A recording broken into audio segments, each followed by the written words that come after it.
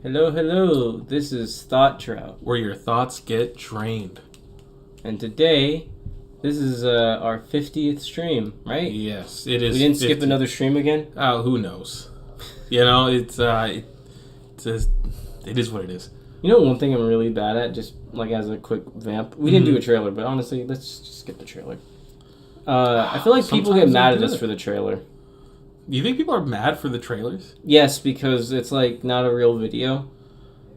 I mean, sometimes they're the most viewed thing. Then yeah, Like, but the dislikes are high on trailers. They're high. You seen the dislikes on the trailer? It don't matter. It's awful. You know what? For some reason, though, despite the dislikes, YouTube still thought it was a good idea. Now, is that my fault or is that YouTube's fault? You know, one thing I gotta do better at in streams. It is what it is. You know, one thing I gotta do better at in these streams? Huh. Looking forward, because I always look at you. I was editing. Yeah, no, it's something that you just learn with time. Yeah. Mm-hmm. I'm trying to keep that up so I can stare at that instead. Yeah, in an interview, I would literally put the zoom upwards, like where the face is, right at where the camera is. Uh-huh. So then, like, if I'm looking at their face, I'm basically looking at the camera. And made it simple. I figured it out near the end. It took me too long to figure that out. So that's good that you got that before. At least before you got to college, at least. Mm-hmm. My dumbass figured it out, like, right at the end. Like, oh, yeah, this would be smart. Mm-hmm. All right, let's do this. So what is this? First, let's do... Oh, new animal in Brazil. Oh, my God, this story made me so mad. This is a very frustrating story. Okay, so let's get into it. Yeah, so in Brazil, there was people who hit an animal. They thought it was a dog, and they brought it to the vet because, you know, they hit a dog with their car. And the vet found out that it's not a dog. It's a dog-fox hybrid, the first of its kind. And, you know, it's... You know, bravo, we've found a new animal. New hybrid, that's cool. Yeah. I know there's like lion-tiger hybrids and stuff, but like... Surely we will take the utmost care in both preserving and observing this animal. Mm-hmm. And the dog looks cool as fuck. But we'll never have children for this dog. There'll never be a new litter because they took out its, you know, they neutered it and sterilized it. For the record, the hybrid is the one on the right. And yeah, they sterilized it because someone decided to huff gasoline instead of breathing air. Mm-hmm. So, why do they have a reason for sterilizing this thing? I think it was just part of the normal... like, when they first brought the dog in to be checked and stuff, like, I think it's just part of the process where you bring it to a vet, they just, you know, they neuter or spay the dog. Like, it's just part of bringing in your animal. What do you think about the process of hybridization? Like, I mean, it's something that we did domestically for a long time with some animals. I know there's some animals that actually they can't breed because they're hybrid. Like, they tend to be sterile. Well, yeah, that's the important thing, why it's, like, so fucking frustrating, why they sterilized it. Because it's like... You could have tested it. This could have been a new species, or at least a break-off. That would have been kind of cool. Or maybe that's not how they do species, but you get my point. Right? It's like, you know. I mean, it would have been cool to just... for the marvel of it. Like, I mean, we didn't know, right, you could do this. Plain God. We could have found out, like, which dog breed it was, and they're the most amenable to fox genes. Yeah. Plain God. But, I mean, yeah, no, Brazil is doing crazy shit. So, are they keeping it? Hold on. I don't remember. Go down. Wait, hold on. Oh, the Telegraph later reported that the... Hold on a second. Wait, what happened with it? Basically, the Telegraph later reported that the animal had died in unknown circumstances 6 months ago, and the death was being investigated by the government after the animal's keepers did not report it. Wow, they actually have some good animal right laws. That's nice. Oh, they didn't report it? They didn't report that the dog had died. God damn it. Yeah. So she was transferred to a conservation center in Santa Maria City, and it died. In conservation. God damn it. See, this is what I mean, man. Just stupid. Like, what is this? It's like, oh, we found a new animal. What do we do with it? Let's just let it. Oh, no, wait. It recovered.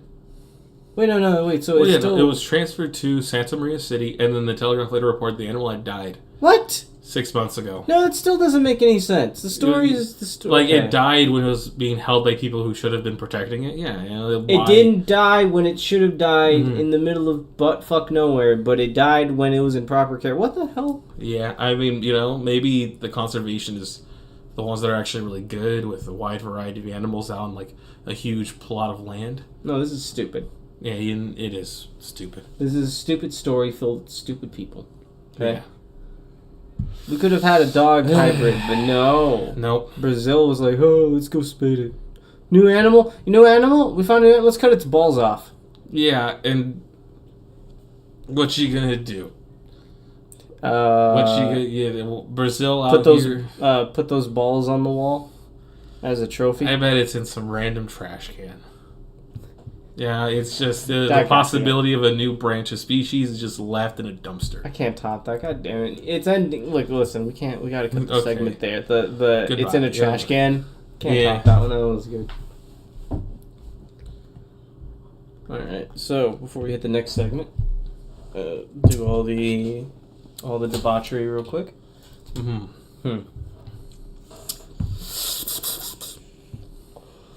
I'll check the chat real quick.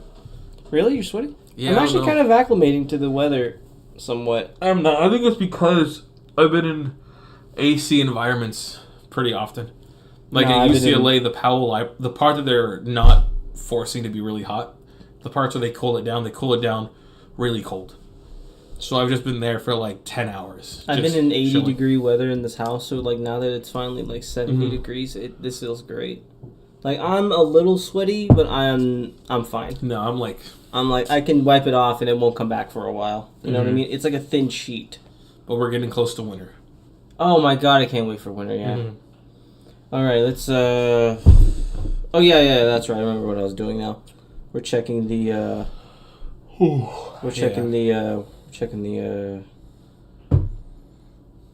The chat. God, what is wrong with me today? You chilling? Yeah, no, I'm short circuiting. Give me a moment.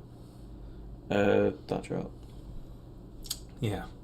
The drought of thought. So yeah, we always are taken over by, if I remember right, it's Future. Future has a song called "Thought It Was a Drought," and it'll be a long time before we could ever, But at least we're the first channel that pops up, though. Yeah, that's true. Like when you search our name up in channels, we're the first thing. So just trying to get to our chat so we can monitor it. Yes, 0 people. Well, again, that's why we're treating it. We're going slower tempo now. All right. Ah, God. On to the next. Yeah.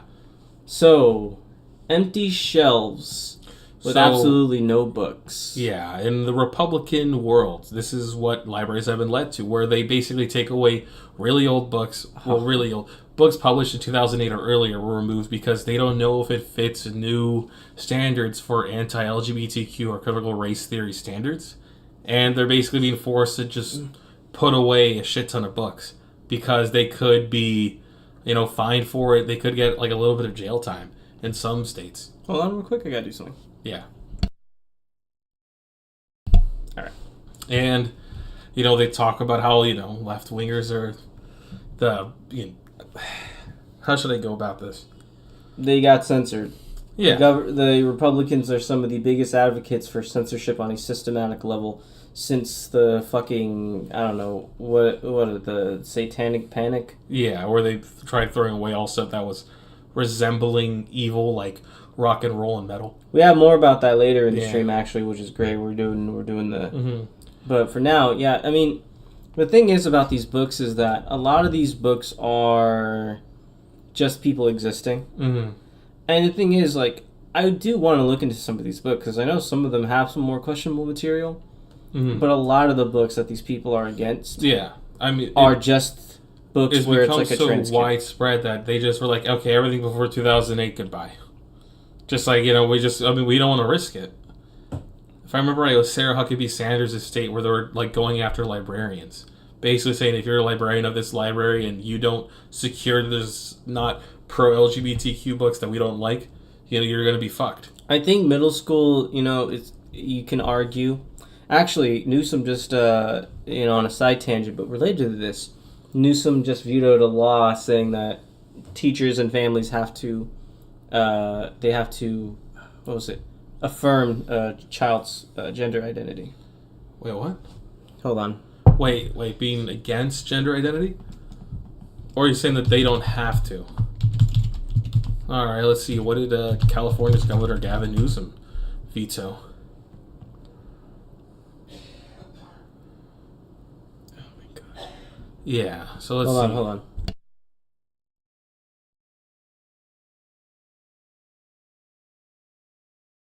Okay, so the California governor basically said if you're doing a custody battle, the judge should take into consideration whether or not the parent takes in their gender identity into account. So if they're like a trans kid, whether or not they're pro-transition or pro their new identity. Mm-hmm. Yeah. And that makes total sense, right? Like they should be forced to take that into account. And I guess this also covers judges that don't, right? Like imagine if you bring it to your lawyer like, hey, why didn't the judge go for me even though the other person is against them being, female to male or male to female? Well, I've been following a lot of the conservative groups, and they're really going at this as a victory. And the one question that I guess unsatisfactory that I can't answer, as influencers, we need to always answer every question. I'm saying it makes sense that the bill should have passed. No. Not that he should have vetoed it. The bill, the thing I'm saying is at one point, because what I hear, the rhetoric I hear, is conservatives want to treat their children like property, and I don't know to what extent that's true. To what extent because I've talked to more conservative parents about this. It's come up before, and I have more liberal family that raise good kids that aren't, they're not super conservative. I've seen both work. Yeah. So I guess I wonder, does it even matter if you can get decent kids out of either method? Well, liberal or conservative methods. And even then, I guess even going from there, how much, to what extent do you need to control your kids? Yeah, I mean, if you want to get my nihilist take, either way they're going to end up with trauma. Well, either way. And I guess this will basically just decide what type of trauma they get. That's a fair way to look at it. It's which way are they going to be mama's boy or daddy's boy? Are they going to have social anxiety or are they going to be confident? Gender dysphoria. Yeah. They're going to have some random ass thing from their upbringing. Egotistical or just not self-supporting? Where they're just they don't care about their own wishes or well-being because at the end of the day, they're being held to the standard of their dads. I don't know, man. This trans thing is just becoming a new red scare because the amount of trans people that are in the U.S. it's no, and it was when people talk about how with trans people they should create their own league and they should do their own thing. It's with 10 people, especially you could make the argument if it was a national thing, but no, you're not gonna be able to have a whole league, especially with college and high school. What are you going to send high schools across the whole, interstate U.S., the whole continent? So 1.6 million adults age 18 and older identify as transgender, and youths 13 to 17 identify, so 0.6. So and it says here, Pew Research is putting it kind of high, it seems.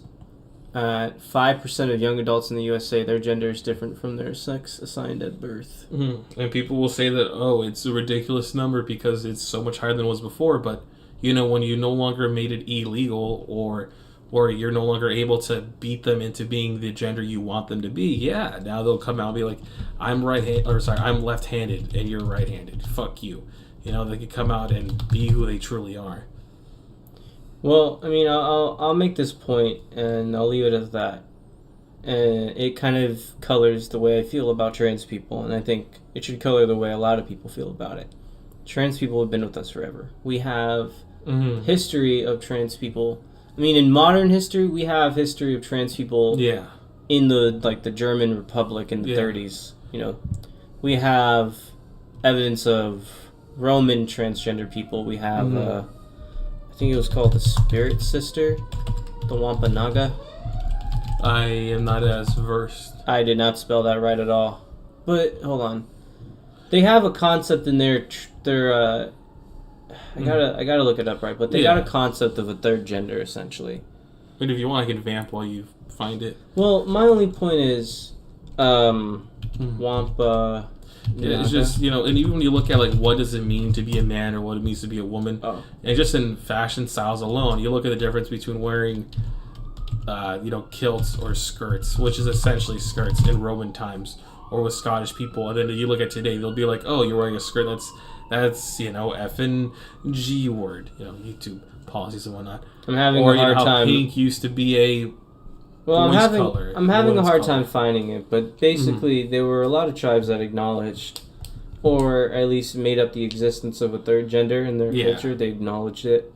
We have even more evidence of people being transgender throughout history. You can say there were anomalies, but cultures all throughout the world have, at some point or another, acknowledged a third gender, fourth gender, and I guess that colors my opinion in that it seems like it's abundant enough for it to have been categorized and recorded multiple times, so it's probably not a fad. It's probably not unnatural. It's probably just a byproduct of an advanced society where people can choose, and people are both empowered with a lot of education and so much choice that it's almost paralyzing. And not even saying that, and that makes it sound like like transgender things are based. Transgenderism is based on the current political opinions, the political winds. But I mean more like the pressures that society brings. Yeah. People are very fluid now. Between cultures, especially in cities where cultures tend to mix. Yeah. Genders where it comes with a whole set of issues. Yeah, even cross-generational, where a lot of households tend to be multi-generational now because no one can afford to move out. People are more liquid now than ever. I think that's informing this. Does that make sense? Am I making fucking sense? We'll find out when we edit it. We will find out when we edit it. We'll find out. We're just basically, what I'm saying is we're in a new world and people are going to be given options. And maybe this is the cure for I don't know what you call gender dysphoria, an illness, a disorder. I don't know what you call it, but now there are more options for those people to exist within society. They've always existed. Now they just have more ways of presenting themselves. So that's kind of the way I look at it, from the historical perspective. Anyway, what else you got to say? Oh yeah, and coming back to shelves and books. I mean, this is an attack fundamentally on the freedom of choice. Whether or not you're transgender, because I'm not transgender. I am very secure in being a man. But I think it's good to know that I have the option if it's there. It's good to know that there are other types of people who exist in the world around me. It's about, like, actual diversity of thought, of existence, of presentation. Yeah. Like real diversity. Like actual diversity. Yeah, it was the reason why Republicans were more prominent in rural parts of America, where they're not as exposed to other groups of people that go beyond their own racial or belief system groups. Like they're pretty insular just for the fact they live in places that are insular. Yeah, that's true. I think it also goes deeper than even like the college, like liberal, like, oh, look at all these, like, there's a meme with college students. It's like, oh, I'm an Asian student who got a bunch of who got the school social media team to take a picture of me with my black and other Asian friend. Yeah. Like, it's also like diversity of presentation of being. Because, like, even at my college, the liberal soy boy college, like, most of the dudes there are, like, normal dudes. Most of the women there are normal women.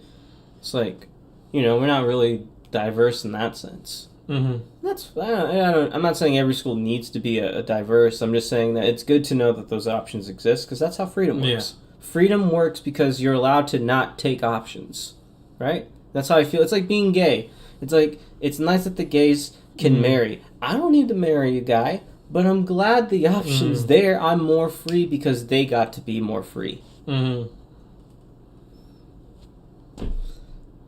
I gotta edit out the now, you bastard. Yeah. Well, I mean, there you go. I edited out there. Now you go. That's a good recovery. All right, on to the next one. Well,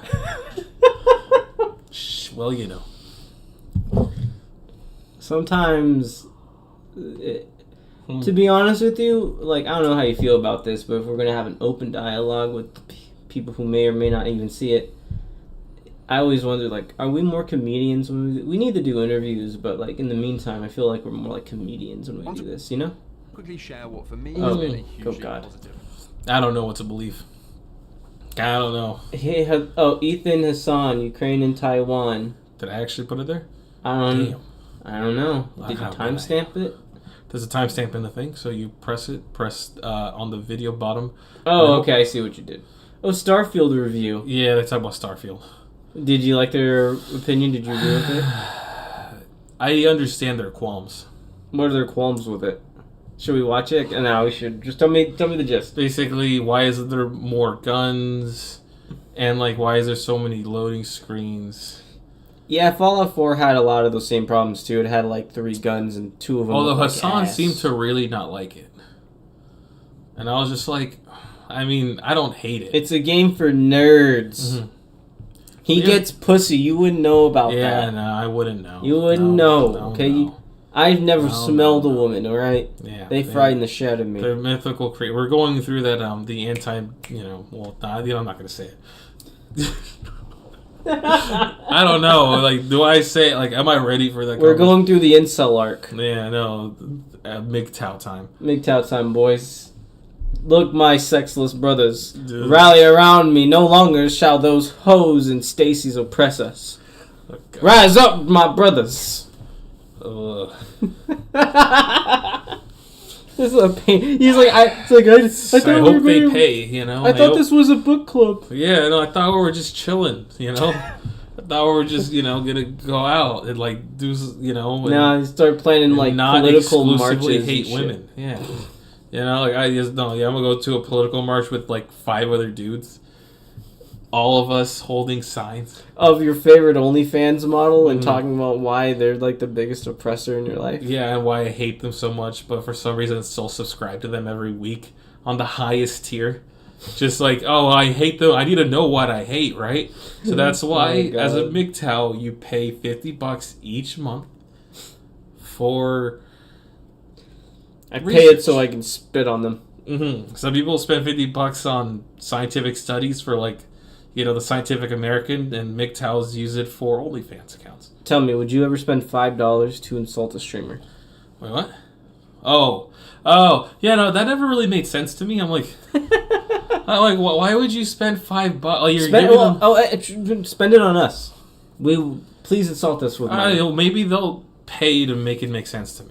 Yeah, maybe they'll exactly. show me the light of what it means to be dumb. Every what dollar it means to be stupid. It's like Fallout. Every dollar you add adds a bonus to the chances of convincing us. It's like, why do you want to pay for my fucking, food? Like, what's wrong with you, dummy?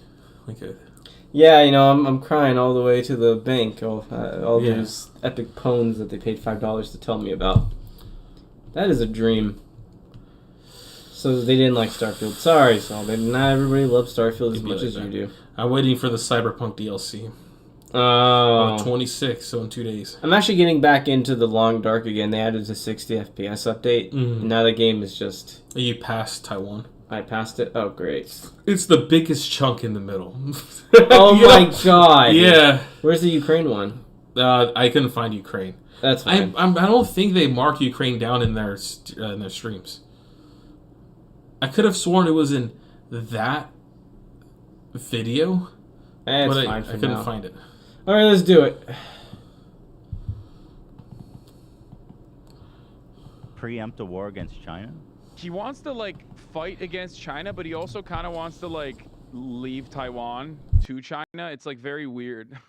He has, like, a Turning very it off weird actually foreign makes it policy sound a lot perspective better. on it. Right. On replay. The For the obviously, YouTube like, video? For the xenophobic, editing, yeah. anti-Chinese There's none of the perspective is, like, from shared our fans. commonly by the entire intelligence Just click the button when you our want to State talk. Department. Alright, I'll just Obviously, reach it's, like, over. American policy. Yes. But the whole, Appreciate like, it. leave Taiwan, or first leave Taiwan alone and then give them all guns. Like, make Taiwan like America, where every person in Taiwan has a weapon.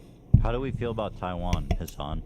China or not Taiwan? China? Or is it China or not China? That's the American Oh. policy. Whatever the American your policy opinion? is, whatever the American What's perspective your is. opinion? You really won't say? No, I'm saying it's like one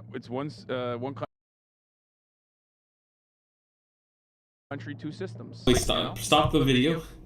I was going to preface this with this is leftovers. Hasan had some bad takes on Taiwan. He stopped the recording on OBS. So now we're giving it 10 minutes to breathe while it digests 40 minutes of video. So that CPU can have some time to do now 3 functions or 4 functions instead of 3. I finally upgraded my GPU. Mm-hmm. After all these years, I got a 4 gigabyte Sapphire AMD. Now I'm at a 1060. Another. Yeah, well, that was 6 gigabytes, which that's decent. Games finally don't look like complete I don't ass. know. Oh, that's one thing we should have done. I don't know. I think OBS has a setting to start using NVAC with the 1060. But I mean, next time, what? I don't know. Maybe there'll be a difference. Maybe not. I don't fucking know. I mean, it's like the first iteration of the NVAC, like the oldest brother. The oldest version. Long in the tooth. Yeah, I don't think it's getting any more updates. Like, it could be outdated at this point. No, it's not. It's 2 different countries. Oh, really? Taiwan and China. Is that? Oh wait, damn it! We missed the big question. Yeah. How do we feel about Taiwan? Whew. The where you did it. All right.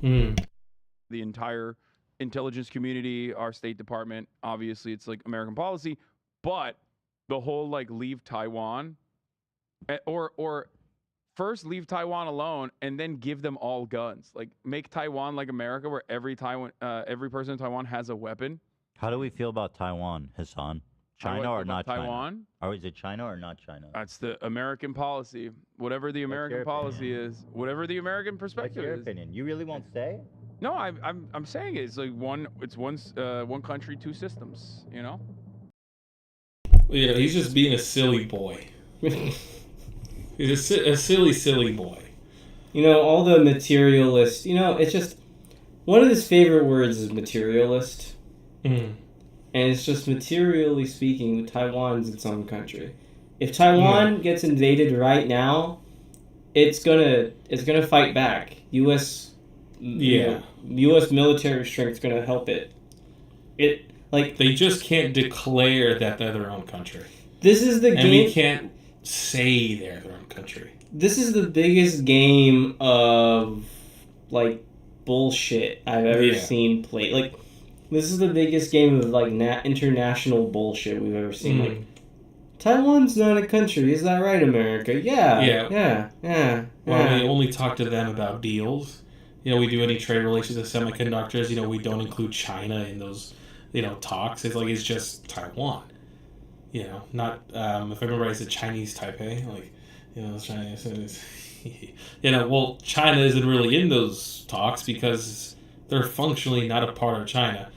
Although Hasan decided to be a silly boy. It's just weird that someone who talks on and on about materialist analysis can't see the fact that Taiwan is functionally speaking its own country. Well, let's see how he goes about this conversation. Yeah, it's already doing pretty bad, but let's go. No, it's not. It's 2 different countries. Really? Taiwan and China. Is that according to American foreign policy? No, what's your opinion? I love the... Oh, go on. I wondered if this was part of the Ukraine discussion they had. I don't know if it was the stream before, but because basically, Ethan said, basically the right position is to be pro-Ukraine, and then Hasan basically said, yeah, but the U.S. does so much strong-handing the media, but basically making the media show you, the American people, oh, you should be in favor of Ukraine, and it's, pro, Raytheon and pro-American interests to be pro-Ukraine. So I wonder if he's just carrying that, argument over. Based on that, that's just such a terrible way to look at it, because you're looking at a country defending itself. Of course, the resources of that country and its allies are going to be thrown against the enemy. It's about whether or not that country's fight is just.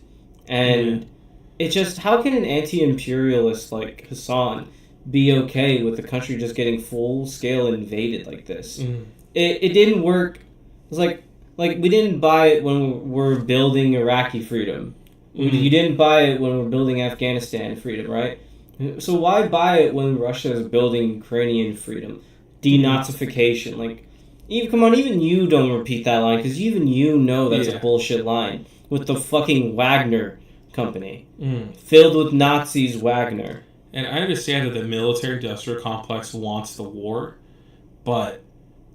And you can bring it up, but, like, why does it always have to be, like, a centerpiece of what you're saying? Like, isn't the main story that Russia is screwing over Ukraine, or that China is doing, military exercises in, like, the sea next to Taiwan? I hate that argument, though, because people, that is such a very simplistic way to look at this, because people talk about, the manufacturing companies will get so much money off this war, will benefit them to drag out the war. But you know who it doesn't benefit? It doesn't benefit any of the countries involved. The United States is using up its stockpiles right now, trying to support Ukraine. Well, I mean, when you're funding the campaigns of the politicians. I'm talking about from a national perspective, though. No country involved in this wants this war to keep going. Like, no party involved outside of those companies wants this. Like, the United States included. This is a very precarious position because bombs have fallen into Poland. They have fallen into Belarus. They're falling into neighboring countries. In fact, recently Ukraine did a special forces operation, I think, in Sudan. So now the war is spilling outside of the border. Oh my god. Yeah. I'm going to do a compilation of yes. I'm just, at the end of the day... It's just, my point is that... When Raytheon is, campaigning alongside Trump by giving them money. Yes. And lobbying. He also pulled out of Afghanistan. Oh, sorry. Well, not just Biden, but also Trump. Basically, they have a whole string of people. They fund both sides, Republicans and Democrats.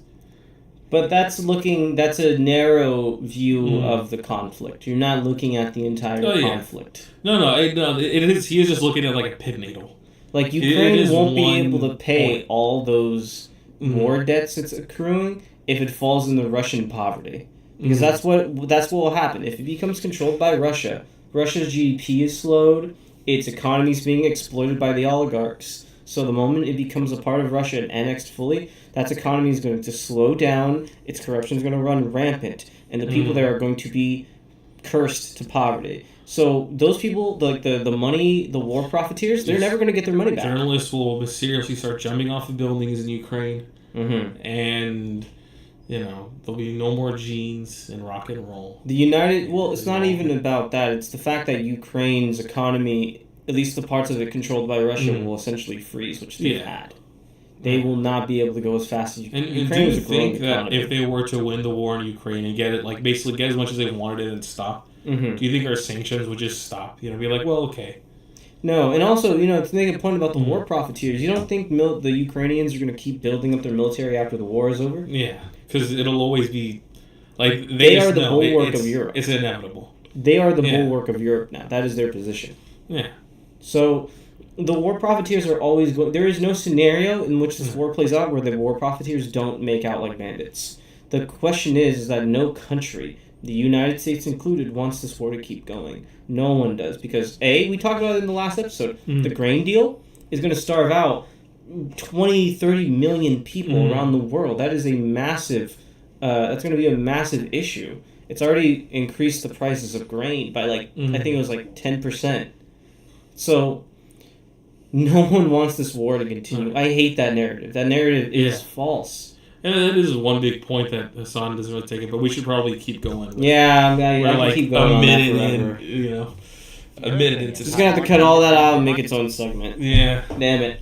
My opinion on Taiwan is that Taiwan is the Chinese Playing fucking drum. Yeah. God damn.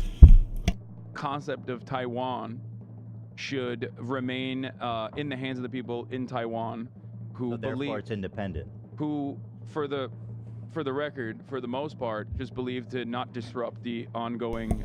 Just say it, man. Just say it. Who were you? Yeah. See, shit like this makes me wonder. Who is he scared of? Is he getting paid by CCP, which I don't think he is. But is he? Or is he scared of his own audience? And if he really cares about his audience that much, I'm like, why? Like, I understand you have to, like, hold yourself a bit. But, like, on this issue, is this really what's going to take down the Hasan, industrial complex? You really want to die so. on the "is Taiwan a country" hill? Yeah, like how many of your supporters are, like, pro-Chinese, like, a China-governed Taiwan? And does that say something about your fan base if they're pro-Chinese Taiwan? Like, that's a little weird, That's a little odd. Authoritarianism is cool if it's not the United States. You know what I mean? Yeah. It's totally pog. Let's continue. The ongoing relations with Why are you being China. so carefully footed around this? Because I know that there's going to be a subreddit. Issue. There's going to be a subreddit post with like a million fucking comments being like, Hasan wants everyone in Taiwan to be killed because he loves China. He's a Xi Jinping. That's what I heard. That's what I just. But why do you care so much? Like, well, are they your fans? Are your fans pro Xi Jinping? Like, is that a sizable enough chunk of your fan base where you're like, I will curtail myself and hold myself because of that chunk of people? Like, I just don't see why that's enough to make you so, as Ethan said it, pussyfooted, Like, why? It's already over. You asked me that question, like in jest, and it's gonna. No, I go was there. genuinely curious what you think about it. I think that I think that overall, it's contemporary history is complex. At the end of the day, if the Taiwanese citizens would ever put this up for a vote, and we're like, we want to fucking be an independent nation, it's up to them. You know what I mean? They You already can't. done that? No, there is no. They don't have an option. That's not like, I'm going to be the real cynic here. That's not an option. Taiwan doesn't have that option. Taiwan has two options: to remain in its gray status or to be absorbed into China. And it's going to take its weird gray status as a non-country. And I don't think they're jealous of Ukraine. I don't think they want a war. Yeah, they don't. Especially when they can basically functionally be their own country without one. I don't think on the cost-benefit analysis, the war will outweigh just them being able to say they're their own country. I think those people also understand that too. That's why they haven't voted for it, because they saw what happened to Hong Kong. That was the point I saw raised by someone else. I forget who, but yeah, like they saw what happened to Hong Kong, and they're like, Yeah, do I want to go to secret prisons? I don't think so. Let's avoid that. And it is true, the U.S. has secret prisons, but they don't do it at as nearly high rate for journalists that are against your government. Protesters not getting disappeared, that type of stuff. Yeah. No, what Hasan said is true from everything I've read. The most people in Taiwan nowadays support just keeping the status quo, like the kind of But they're strategic ambiguity of what's overwhelming majority. The overwhelming majority's consensus opinion is that they don't want to disrupt relations with China, and they also because disrupting relations will invite the ire of China. That is the only option. That is all that will do. They don't win. And the issue is more salient in today's current climate because there's the war with Ukraine and Russia. And they probably know, like, hey, like, all this new pristine footage coming out with 2023 cameras on your phones, they can see all the war footage, right? I don't think they're, they don't know about it. And they're like, do we want this here? No. It's weird that we're giving Taiwan a rogue province of China a bunch of tanks and military equipment and training them on jet fighters, and that's very weird. It's like if China was just like, yeah, you know what, Washington, we'll train you guys on jets so you could fight American jet. That's weird. Come on, this is a charade, and we all doing it because China is a big ass fucking crybaby who can't accept. Like, basically what's happening here is it can't accept the fact that Taiwan is its own country, and it shall remain its own country. Yeah. For at least as long as the Americans have the power to keep it that way. And I just... that's what money does. Ironically, this is capitalism writ large. It's writ so large that with money, you're able to make everyone in the room pretend as you do. It's great. Also the threat of war. Having the ability to wage a war, which... Mm-hmm. Like, obviously, if it was a situation between like full-blown independence versus like becoming a Chinese state, like becoming a part of the Chinese state. Do the people of Taiwan like pay taxes in China? Like, do they vote? And I don't know. I don't know if they the even have exact elections. details of that. Do they have? So, do they like have to sign up for Chinese conscriptions? Yeah. Do they have to pay Chinese? No. Then like why? It's not one country, two systems. Yeah. Come on, man. Who is he scared of? Who can a rich socialist like Hasan here be scared of? Come on, Premier Hasan. Come on, don't be scared of the lowly peasants. Mm-hmm. What are you gonna do? Just call the guards on them. What's gonna happen? Is it gonna break your bank? Like, you know, like you already have enough money where you don't have to care, right? Like that's Maybe you should have bought a house in Colorado instead of one in the are people gonna protest your house saying that they're, you know, like, are they even allowed near your house? Yeah, like, you know, he's probably too far away from general people to really care about that happening. There's too many hills to climb. Poor people get tired too quick. Their cars break down on the way. Well, the buses don't go to those neighborhoods because, you know, the city councils say no. We don't want the peasants coming here. I actually, I found out in New York, I think there's actually a bike exclusion zone around where a lot of the rich people live. Like, no bikes. Because if you're rich, you can just, Cars. Yeah. Got cars. Gotta bring your Bugatti down the street, not your bike. What is or this? You have a chauffeur. Was it amateur hour? Yeah. Have like travel status in China. But the thing is, like, as far as Chinese Taiwanese relations goes, like the original inception of the country is Taiwan is a fascist dictatorship that America recognized as the real China until Richard Nixon normalized relations with China, and that's where they implemented the they call it strategic ambiguity, which I call lying. Hold on, this says that. I guess there's 2 points there. But the first one with how your country was made. Does the origin of your country matter if it's nothing like how it is in modern time? Like, does the creation of your country matter? If in today's time you are good. The Chinese revolutionaries killed a shitload of people in the war. Yeah. And if you believe what's come out about the Uyghur Muslims and the various COVID lockdowns, they're not exactly the greatest of people. It's not a great place to live. I don't think anyone in Taiwan's going, man, there's one thing in my life I've always wanted, a Chinese travel pass. Yeah, and you could talk about how, they start off as fascist, but now, today, they're democratic. And also, why should we just fall on our backs for China? Why should we just give them that ground? Their interests aren't our interests. Yeah, it's like, I don't see that as a good reason. That the current administration of Taiwan maintains that Taiwan is already an independent country. Yes. This does not have to push for any sort of formal independence. There are, that's because... Simple Google search versus Hasan's repertoire of knowledge, the first, search result on Google versus Hasan, and it's great. They don't want to do, a full-blown... Exactly. Was that a dog? There was a little fluff. Hold on. Oh, yeah, no, Hasan brings it. No, the dog's great. They don't want to the dog's disrupt fantastic. the status quo. That's why they're saying that. Sure, they don't want to be full-blown formal independent country. Yes. This does not have to push for any sort of. I don't care about anything to say. Yeah, there is. They don't want back there. To do, full-blown, exactly. They don't want to do. Yeah. They don't want to disrupt the status quo. That's why they're saying that. Sure, they don't want to be invaded by China. They want autonomy while simultaneously being under the Chinese banner, according to they want independence, but they just don't want to be attacked by China.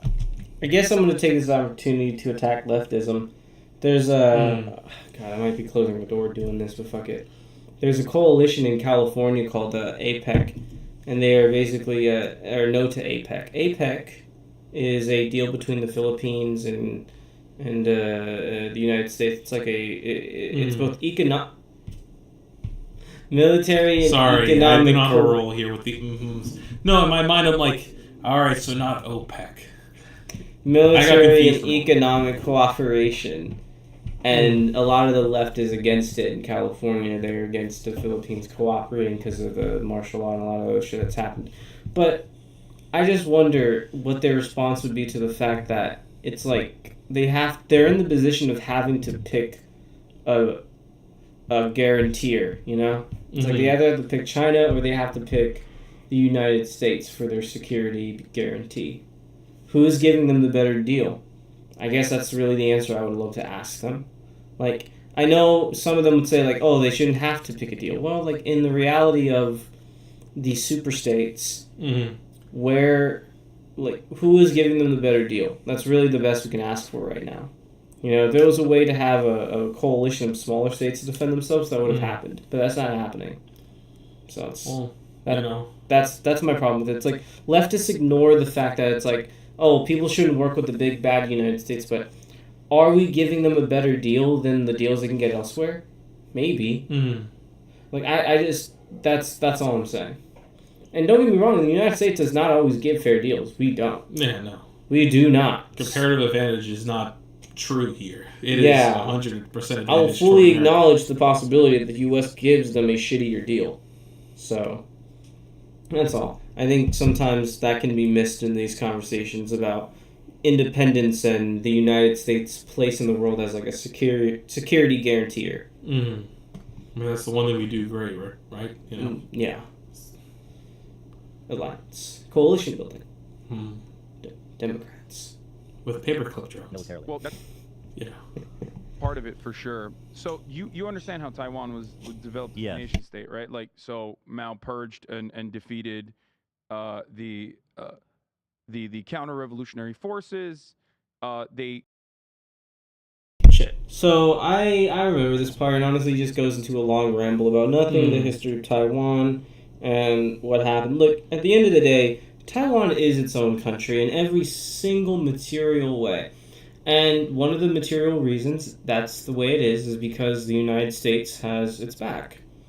And I know Hasan, I don't think Hasan's stupid or ignorant. I think he knows this. He fully understands this. So it begs the question of, why can't he just say it? Like, yeah, you can even argue if Hasan wants to, like, stroke his own fucking cock, which he seems like he does sometimes. Yeah, it's a part of U.S. imperialism. It totally is. Yeah.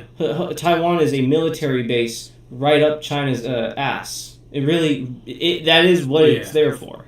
It's a part of the encirclement of China with Japan, the Philippines, South Korea, and, in the Pacific chain of islands. It's like you're doing the actually me without actually having a strong point. You're just stating some facts, but it doesn't change the result. It doesn't change which side is right. It doesn't make a big difference. You just, being an actually me. I guess we could talk real quick about that. Do you think it's right to encircle China the way that we are, like with the Pacific Alliance? Essentially, the Philippines, South Korea. Actually, a better question. Do you think it's right for China to feel like it's being encircled? Could you imagine? Do I think they're right in believing that they're entrapped? Kind of. Is that like the question? I mean, like specifically, you can go off from there as well. Like, expand on it if you want. Because the answer is kind of obvious. I think no matter what, they're going to try their best to get as much footing they can across the world. All right, that's why they have the Belt and Road Initiative. Yeah. If they can't do it through military support, they're going to do it through economic constraints and through economic leashes. And I think if we weren't there, then they would be there. It's just, if there's an absence of power from us, they'll just be taken up by, smaller groups that are still big, like China or Russia. Anything that we lose, they'll just get. I don't think they have a right to feel or to really cry about it, because they would be doing the same exact thing if they were in our position. And the difference between us and them is, some people would say it's granular, but I'd say there are pretty big differences between living in the U.S. versus China. Hopefully, though we have seen evidence for this not being the case, hopefully the United States gives a better deal. Not always, as we've seen before, especially in South America and Africa. Europe definitely got a better deal. Parts of Asia got a better deal. Especially the Belt and Road Initiative, they've been, giving them really lax deals. But then again, they've been doing stuff like putting in Chinese ports, and there's the thoughts of what happens in the long term, controlling their shipping and controlling some of the military bases around their islands. And maybe this is like their long term tactic to gain footing in those countries against the U.S. Where right now they'll give the sweet one-time deals, but like a fucking subscription to Dollar Shave Club, it fucks you over months down the line. Like you end up having to either come to pay it or they'll take your ports. Mm-hmm. Or, I have a feeling that they'll, when the roosters the come wealth, roost, the wealth the wealth that your country could have potentially created through that port is going to be siphoned off in large part by China. Yeah. Hopefully that's not the case with these deals. We should do a little more homework before we speak too definitively on the nature of these deals. But if they're leasing ports and taking large sums of profit, then that is a form of neo-imperialism.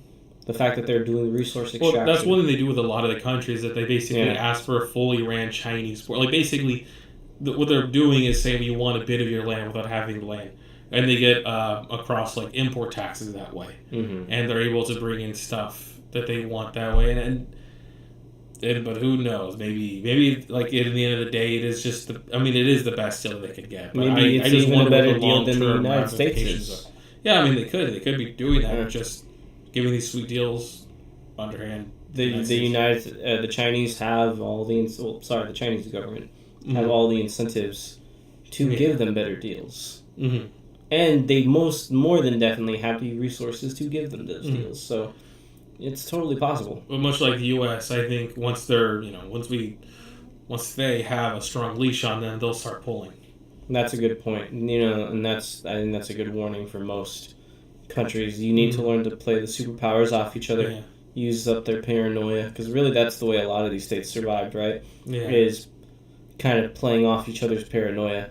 So, but I think Hasan's lack of willingness to answer, I think.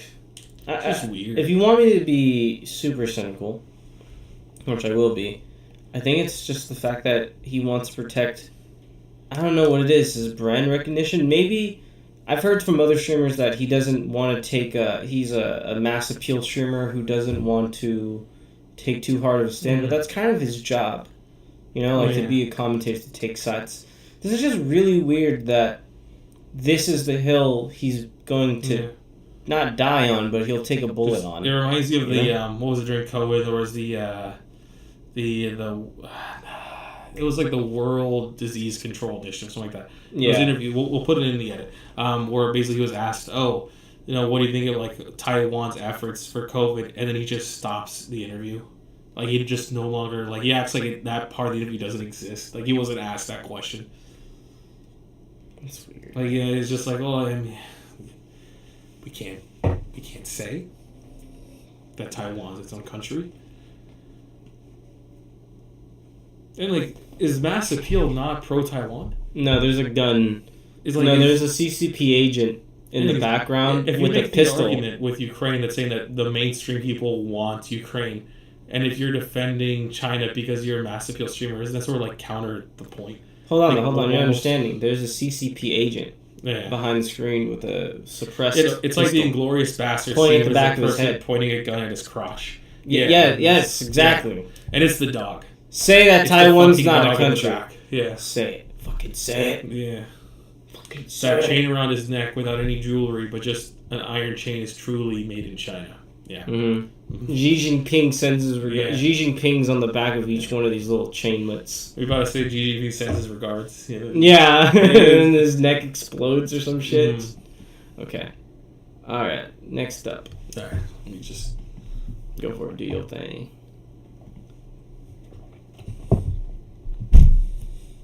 Yeah. This isn't bad. It's a lower percent. Ooh, Xbox leaks. Mm-hmm. Oh yeah, so I got this one. I'll intro this one. Right.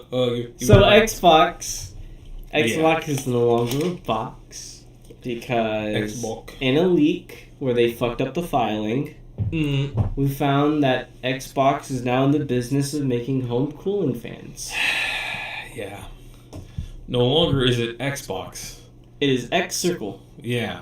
So this is basically going to be their mid-gen releases. It was leaked from their court rulings with the U.S. government. And we see here that the new Series X refresh, and by refresh, they really just mean a redesign. And if you know, it doesn't seem like it's going to be that strong in the Series X, if anything. And it's not even going to be a box anymore. It's going to be a fucking cylinder. You know, glorified Coca-Cola can. But So they didn't increase any of the there was nothing that showed that it was going to be stronger. Yeah, like there's nowhere was it saying that it was going to have so many more teraflops. It seems like it's basically just going to be the same thing, but with more storage. So like it's going to be the same price, but with 2 terabytes of storage instead of 1 terabyte. And with the Xbox Series S refresh, it'll be 1 full terabyte for $299. And the same prices, right? Yeah, same prices. $299 for the Series S, and then $499 for the Series X. So I think that is a terrible decision because I'll give. We talked about this a little off the show, but I'm gonna pull up a few examples real quick just so I can illustrate my point properly. And when we get to the controller, I think the controller. I mean, they had it looks nice. I do like the. I mean, like. It matches the Xbox's dual tone. Although it reminds me of the PlayStation 5 a little bit though. No, I was gonna say that they are taking a page out of PlayStation 5's book, which for an Xbox player, that feels weird. That they're like, all right, now we got to copy PlayStation because Xbox has been like the head of controllers for such a long time, and now they've lost supremacy. You know, I wouldn't say that. Like I would say Xbox ekes it out. I would just say overall PlayStation controllers are on par enough for it to be good. Yeah. Like, PlayStation has a few more fun features, like the haptics, but... People are saying, like, and in some of the leaks, they said, like, oh, they're going to do new haptics and stuff, and new, responsive triggers. But I don't know if it'll be as good. I don't know if it... More like, I don't know if that'll even be integrated. You know, but, you know, they didn't have to do the R&D, right? That's true. You know, they're just like, well, you know, you were the first comer this time. See, the problem with haptics, though, if I'm being honest, is that a lot of haptics just aren't significant enough. The only haptics that are significant is the controller triggers. Those are really cool. But besides that, like, PlayStation said you could feel sand. Like, you could play with the controller and walk on sand in, like, that demo, the Astrobot demo. You kinda can. Yeah. But, like, other games where it's not as prominent, like, it's not... I don't know. I think maybe in VR that technology might have more, you know, distance. Yeah. But like at least in the control, like remember I showed it to you and Charles, and neither you guys were all that impressed by it. Like the triggers, Well, and also as somebody who plays fast FPSs like Apex, COD, the triggers might be a detriment. It's a detriment to you winning because it sort of will like fuck up your shot, and you don't want like I like vibrations, but when you're like heavily affected by them and it's centered around the bullets and it gets in the way of your focus. It's good in single player games. Yes. No, in single player games is good, or if you're just casually playing, you can make it feel more immersive. Like look, if I'm going to play Starfield, maybe I'll care. Like with this controller, if you're out there. But then again, this is coming out, you know, like half a year supposedly after Starfield comes out. So, yeah. Well, anyway, let's see. My main issue with it is like what you said before. They're adding like 2 terabytes to the new one. Yeah. So they're basically doubling up on the storage for the console. And we know that like the technology companies, all of them, you know, laptop sellers and all, they make a shitload of money off of upselling the storage. Yeah. But I think that was a very bad choice on Xbox because Xbox is right now the least selling console out of the bunch. It's losing. I think they should have prioritized cheap entry to like offloading as much as they could in that initial purchase. Here's my first example. The Switch Lite. Yeah, it lacks all the features of a Switch, like the controllers and the stand, but if you want to play bona fide Switch games, this is a $200 entryway into doing it. You want a real console? This is the cheapest on the market. Although, dude, people make fun of it, though. Cause I know. It doesn't play all the games. If you see Mortal Kombat 11, dude, that $50 really knocks you down a peg. Yeah, but that game is not going... It was never going to look good on a Switch. In fact, it probably looks better on the smaller screen. For the amount of layers of, you know, graphics they had to go down. You know? I know, but... No, like, you were just better off playing on a Series S. But could you imagine playing that blown up on a TV? In the Switch TV mode? Oh yeah, no, if you're talking about, like, getting a regular Switch and then using the dock and then putting it up, no, it would look worse because the pixel density would be less. And if you're comparing the Just so Switch everybody Lite knows versus what. the Switch dock, Just so everybody regular knows what Switch. we're fucking talking about. Yeah, with We're Mortal talking Kombat, the new one that came out, the MK1. The Switch version bases looks are terrible. fucked. Yeah, no. Look at that, dude. What did you spend all this money to play on a... Like, I've played games on my laptop, right? Without any GPU, right? It's just a dedicated Intel graphics card with the CPU. And I got better shit. I got better, layers. Oh my god. Then again, I put it down to 720p, right? Because you can change the settings. Oh god. But look, what's the point of having 1080p or 2K, 4K if your face models are going to be that? Yeah, but my point still stands is that Switch prioritized getting people in. Yeah. In fact, hell, I'll show you another And example. you can say that Xbox also prioritized people getting in because Not with these new there was consoles. with the earlier Series S, it was regularly on sale for $249 during hot sales with Christmas, Black Friday. They should have done what PlayStation did, though. They already had a good look at how to do it, which is great. No disc, knock $100 off. Perfect. You guys would have had a $399. That's what the Series S Top new tier. one will be. Well, no. Because it's still not the same. It's the GPU. pared down version, yeah. But then again, a lot of people still bought the Series S. I'm not doubting that it would, but wouldn't it have been nice to have a more middle of the range option? That's true, but the normal high end. buyer probably doesn't know. I actually disagree. I feel like for the normal buyer who doesn't own discs and libraries of games like we do, actually might be more inclined to buy a digital console. Well, wouldn't the Series S fill that gap? Especially Not if being you the want premium lowest gaming, cost. no. But But you do could they argue. know that? Well, I was going to it's say, that you way? could argue if you're looking for premium gaming, you might be looking for discs. Yeah. You could argue one way or another. That's And a Xbox market is the analysis most question. powerful place in the most powerful console. But no games on it. There's Starfield. There's a bunch of indie games that I haven't played. Game Pass. Oh, I'll say this: Game Pass is actually really good. No, yeah, it is. Like It recently, is a good Lies deal. of P. It's so Lies good. of P came out, and that's like a new Souls-like game that was. It's it so was really good. PlayStation ripped it off. Yeah. And so So- there's reasons why also all the backwards compatibility was a lot better, and that was a really key Yeah. feature for when the consoles first came out, when they didn't have new games. I to just play. think it was a bad idea to Mm. prioritize offloading the storage because I think if you're trying because most of the money PlayStation Xbox makes are off the subscriptions. So if you're in Xbox's position, why not just sell the cheaper Xbox Series X? Sell it with 1 terabyte like the original with no disc tray, $100 cheap. No. Hell, $150. Imagine if you could get a Xbox Series X down to $350. That would sell. That would be a steal. And you can make an argument that these could be the slim versions, but they're not. They don't seem. I mean, what you cut off the Cylinder. quarters of the Series X? Technically, it's slimmer by 10%. Yeah, in the Series S doesn't look slimmer. I'm sure an engineer. And the could Series S was explain it to already you. very fucking slim. I have that, dude. The thing's smaller than a It speaker. is. It is actually very and it shocking. doesn't even overheat because it's basically one big box fan. The first time I saw the Series S, I almost didn't Yeah. believe it was the console. No, 'Cause it looks fake. But that's kudos to Xbox. Right? no, they did a great job designing Yeah. it. Yeah. And if you want something that's portable, but you still need to require a screen, like that, if you're taking it to a friend's house, it's great.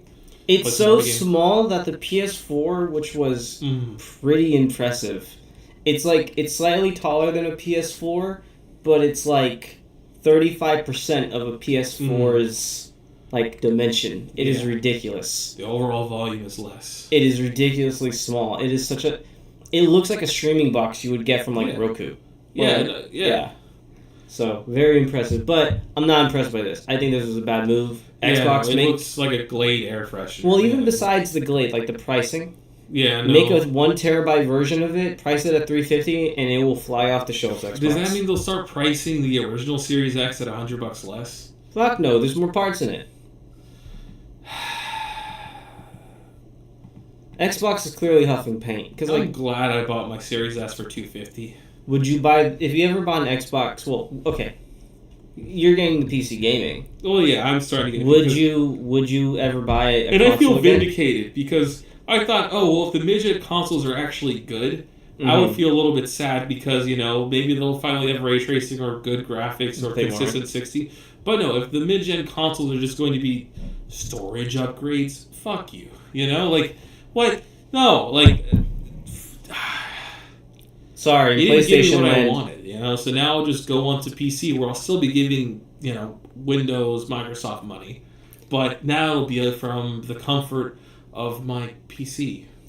I feel vindicated because I still am interested in what PlayStation has going on. Yeah, the future's fair. still bright. So Yeah. PSVR, admittedly, no games have gone on it in a little while, so that's slightly concerning. But on the PC, you can play Spider-Man and God of War. True. You just get it like most other games a year years after, down the line. Yeah. and you get a bunch of other weird indie games and like shooters that don't really code a console. Yeah, and there's going to be the really famous one that got a bunch of coverage, Unrecord, which if I remember right is basically PC only. Which all the things about that. Mm-hmm. You get to fulfill your fantasies. But you get the cheapest VR, high quality VR experience through a PSVR too. That's true. That's something that I'm super excited for, even though I can't afford that shit right now. Mm-hmm. Bad call, Xbox. Big bad, okay? And also, just as a side note, we were going to talk about it. Oh, got it. People, there will always be a segment of people who will buy the high-end thing. For Switch Christmas. OLED. I mean, I got my brother, it's like a family gift for him. We got him a Switch OLED. Well, I mean, this is proof that people will buy the high-end thing if you make the high-end thing. We got him a Switch OLED. If I ever bought a Switch... Nice. If I ever bought a Switch, I would probably buy the OLED. Yeah, no, it's a very beautiful screen. Yeah, no, I bet it is. Yeah. The point I'm getting at is that I'm not saying it's bad to front load or offload a bunch of stuff up front. It's just, I think the OLED deal is a really good deal. You basically took a normal Switch, which is already a really good package, and just said, better. I'll say this, though. It does suck that all the games are basically, retail price when they first came out. And the battery life is like 4 hours on the OLED. Yeah, I know. It's rough. And I can see why people go with the Steam Deck or like the Asus Ally. Or the normal Switch. Yeah, the Lenovo. Yeah. That has like 6 Although hours. I got it as someone who's seen it play on it, I would still get the OLED. It is a beautiful screen. That wouldn't stop me. I'd get the OLED. And Nintendo games tend to be very colorful. So it really lends itself to using the screen very nicely, and everything is pretty much bug-free. Maybe I should say that, but a lot of Nintendo games tend to come out as, polished, finished product. Shine, sheen. Then I get, really fucky-wucky like Anthem, right? What's funny is that Anthem actually, on a side note completely, I was talking shit about Starfield having loading screens, but actually, Anthem had them worse, because Anthem, you would be flying around the open world, and there would just be a loading screen mid-flight. Mm-hmm. And do you remember how they were going to do Anthem 2.0 initiative, where they're going to start updating it, and that just never happened?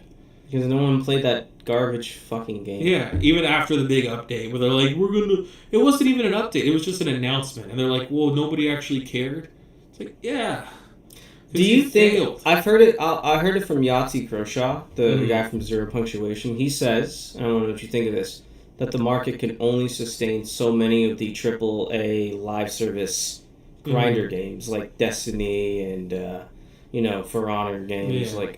Because... the time sink that those games are, by necessity, those people who would play them, they're just... Did you say For Honor? I'll say For Honor... It's time sinky. But I would say it's not a grinder, Yeah, I would say that it sort of fits... It's like an in-between between that and, playing Smash Bros. Or Street Fighter. It was dumb. Something like Borderlands, Destiny, Outriders, that type of thing. Warframe. Well, the kinds of games that are grinders that are set free to play, for 1 billion hours. I actually tried getting into Warframe. I really liked Warframe for a while, so I actually got into it. Huh? Yeah, so I was just thinking about Borderlands and how 3 was not nearly as good as 2, and it's sad. 3 had better gameplay than 2, though. Yeah, but... the writing was just not there. Yeah, there's a reason why in Borderlands 2 the villain was voted for being the, the best villain of the year. Although, if I remember right, it got beat. I like how clean... I like how clean the white OLED is, but I'm not gonna lie to you.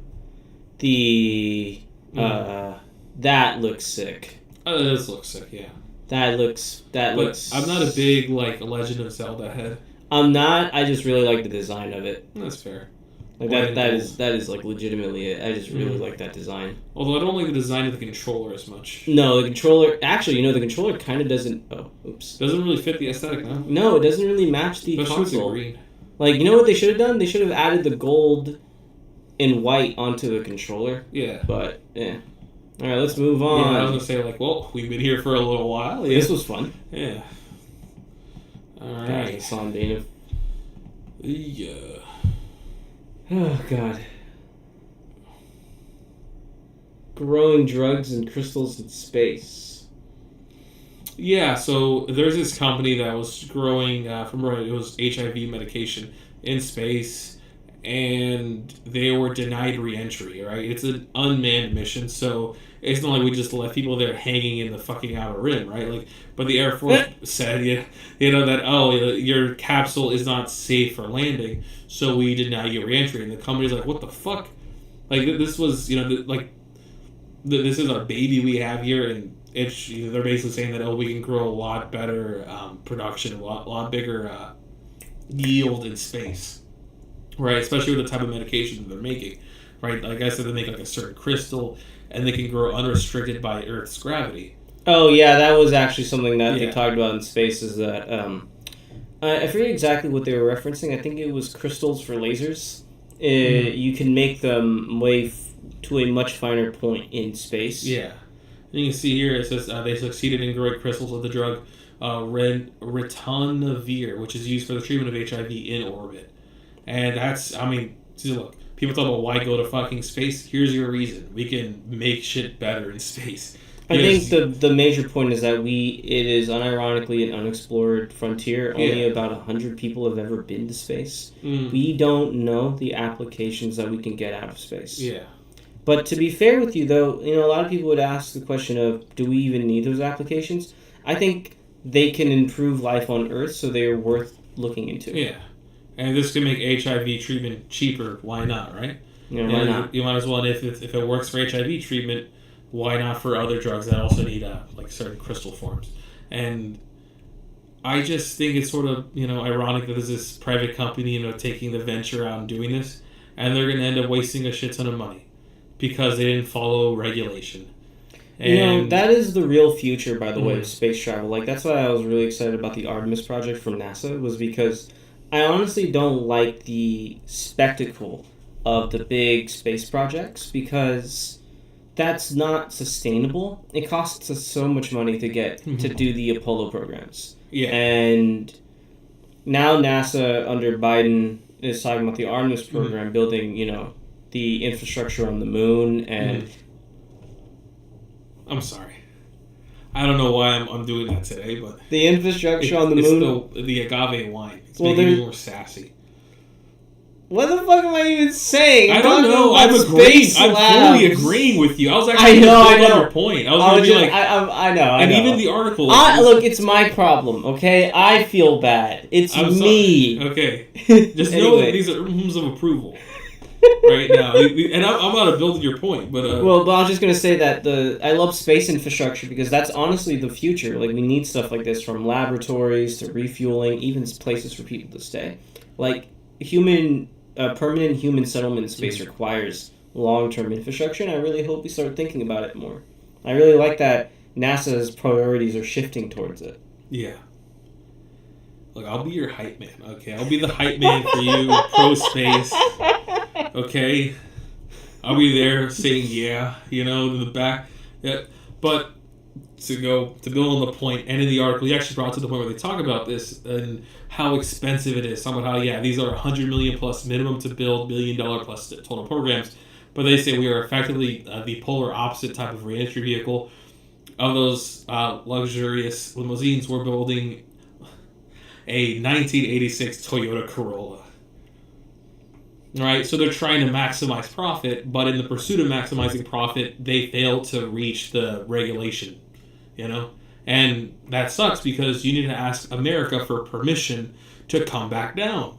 And 1986 Toyota Corolla is not surviving the smog check. Okay, you're not surviving. You're not going to get your fucking registration. So what we're saying readmitted. is that standards may have to be loosened as the space industry grows. It could. I think be. that's a fair statement to say. Yeah. Yeah, and We're talking about laser accurate pinpoint machines right now because Yeah. that's like what's needed. But eventually, I think or the you might standard have should to be- create like certain zones where you can bring back in these satellites. I you think know? what's also important is that there are programs in place to like actually remove space junk.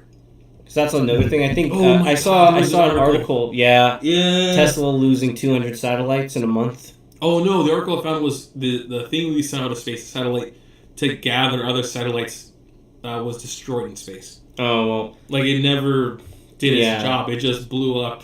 no, it's a Yeah. big problem. Yeah. It is a massive problem. But that's another thing though is that, I told Saul once off camera that the last human industry will be the care industry. I actually think stuff like this makes me wrong because there is always the space industry. That is the last big major industry of the future.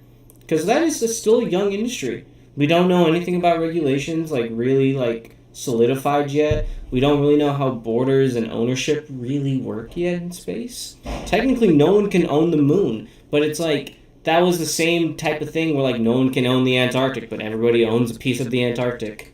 I'm just imagining You know? a world where like like India and China, they'll have like fist fights over land disputes. I can see that happening in space. You just have a bunch of like workers in like NASA suits fighting like Russians and Chinese people and Indian people over like certain like mining facilities. Like, no, this is war putting down our stake. No, and then they just start going at it. Every once in a while, someone gets a cracked helmet, and then you get an international incident. Yeah, and it's like, oh look, Xi Jinping's finest soldiers destroyed like Armstrong's no. grandchild's helmet, and now Oh no, some Indian soldier's fucking eye popped out because his helmet got breached. I'm ready for the Borderlands future, where everything's just companies in space. Like we're seeing a little bit of it here, right? Like as far as I'll be honest, I've talked about how I'm for like investment in like I want the nations to head space colonization, but I'm 100% for this. Like I actually do want like corporatization of infrastructure because that's how it's going to get done. Like the dream of like the Star Trek future, man. Like we're in capitalism. We need capitalist reasons to do shit, and that's what it has to be for now. Yeah. So I just like how they use the analogy of the 1986 Toyota Corolla. I mean, that's that's legitimately what it is. Right now, every spaceship is equivalent to a fucking Ferrari in terms of expense and time. It's just Andrew Tate's going out there. We're shooting Bugattis up every time we go into space. But not even he has like 1 million Bugattis to fly. We need 1 million Toyota Corollas from the 80s to fly Hell with yeah, fucking really. buckets. I love the 1980s Toyota Corolla. Come on, There was a nice aesthetic. It was a nice aesthetic. Although okay? you would die if you ever in a crash because You could probably keep that thing going on your own though, and that's going true. forever. Simple and reliable vehicle. Simple, fucking hella simple. Yeah. Sheet metal with an engine inside of it. It's truly a plastic bucket.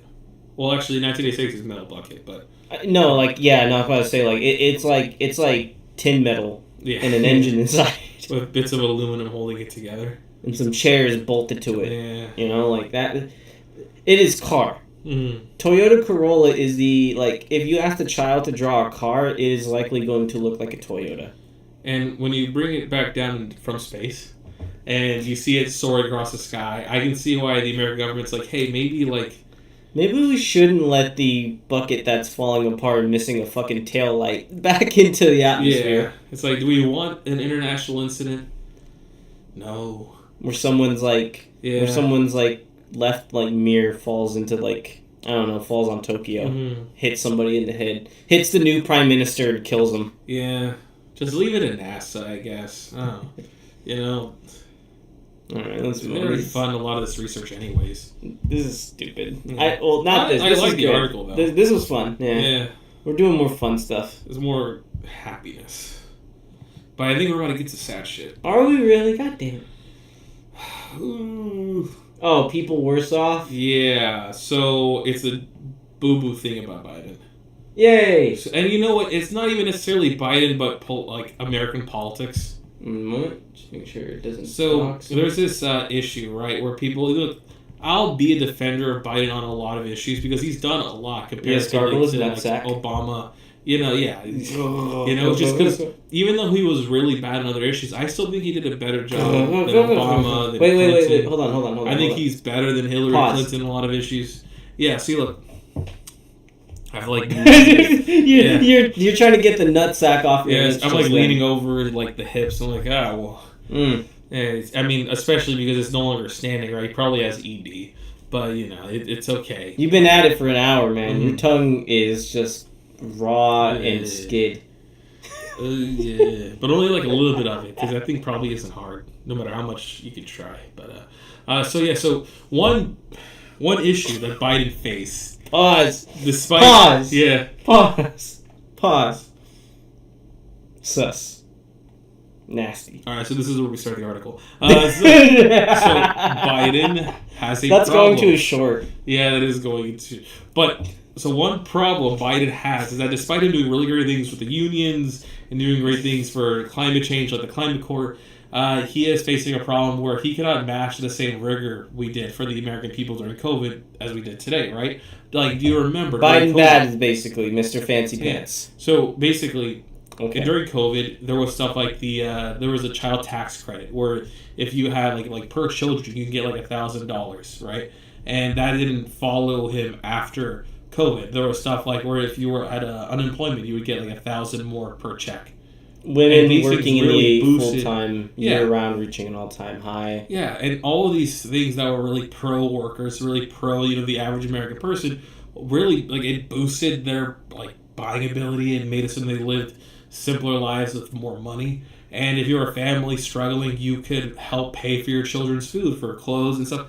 In today's economy, now that COVID is over, you don't get all that extra income. You know something that I hate that we never talk about? I don't know. Is it just me? Because I like, it seems that, you know how a part of the reason they don't want more employment is because more employment means more money being made by workers, which means inflation, right? Yeah.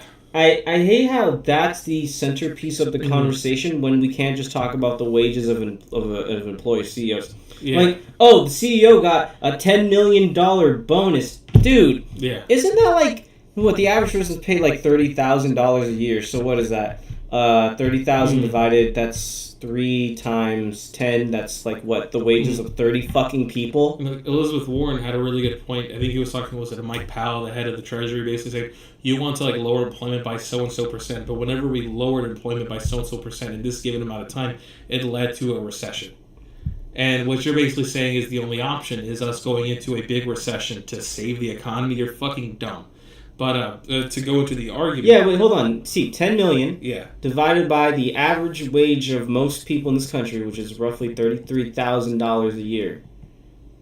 Oh, no, I can't do fucking math. That can pay for the wages of 300 people. Mm-hmm. No, it's just selfishness. Like, I hate that is not a part of this conversation where it's just the CEO needs to make another $10 million on top of the $1 million salary a year wage that he has. Like we were talking about it earlier, the CSU tuition. Yeah. And those presidents, not only does the CSU tuition president make $1 million, they get a $90,000 auto tuition stipend and like a $50,000 living stipend.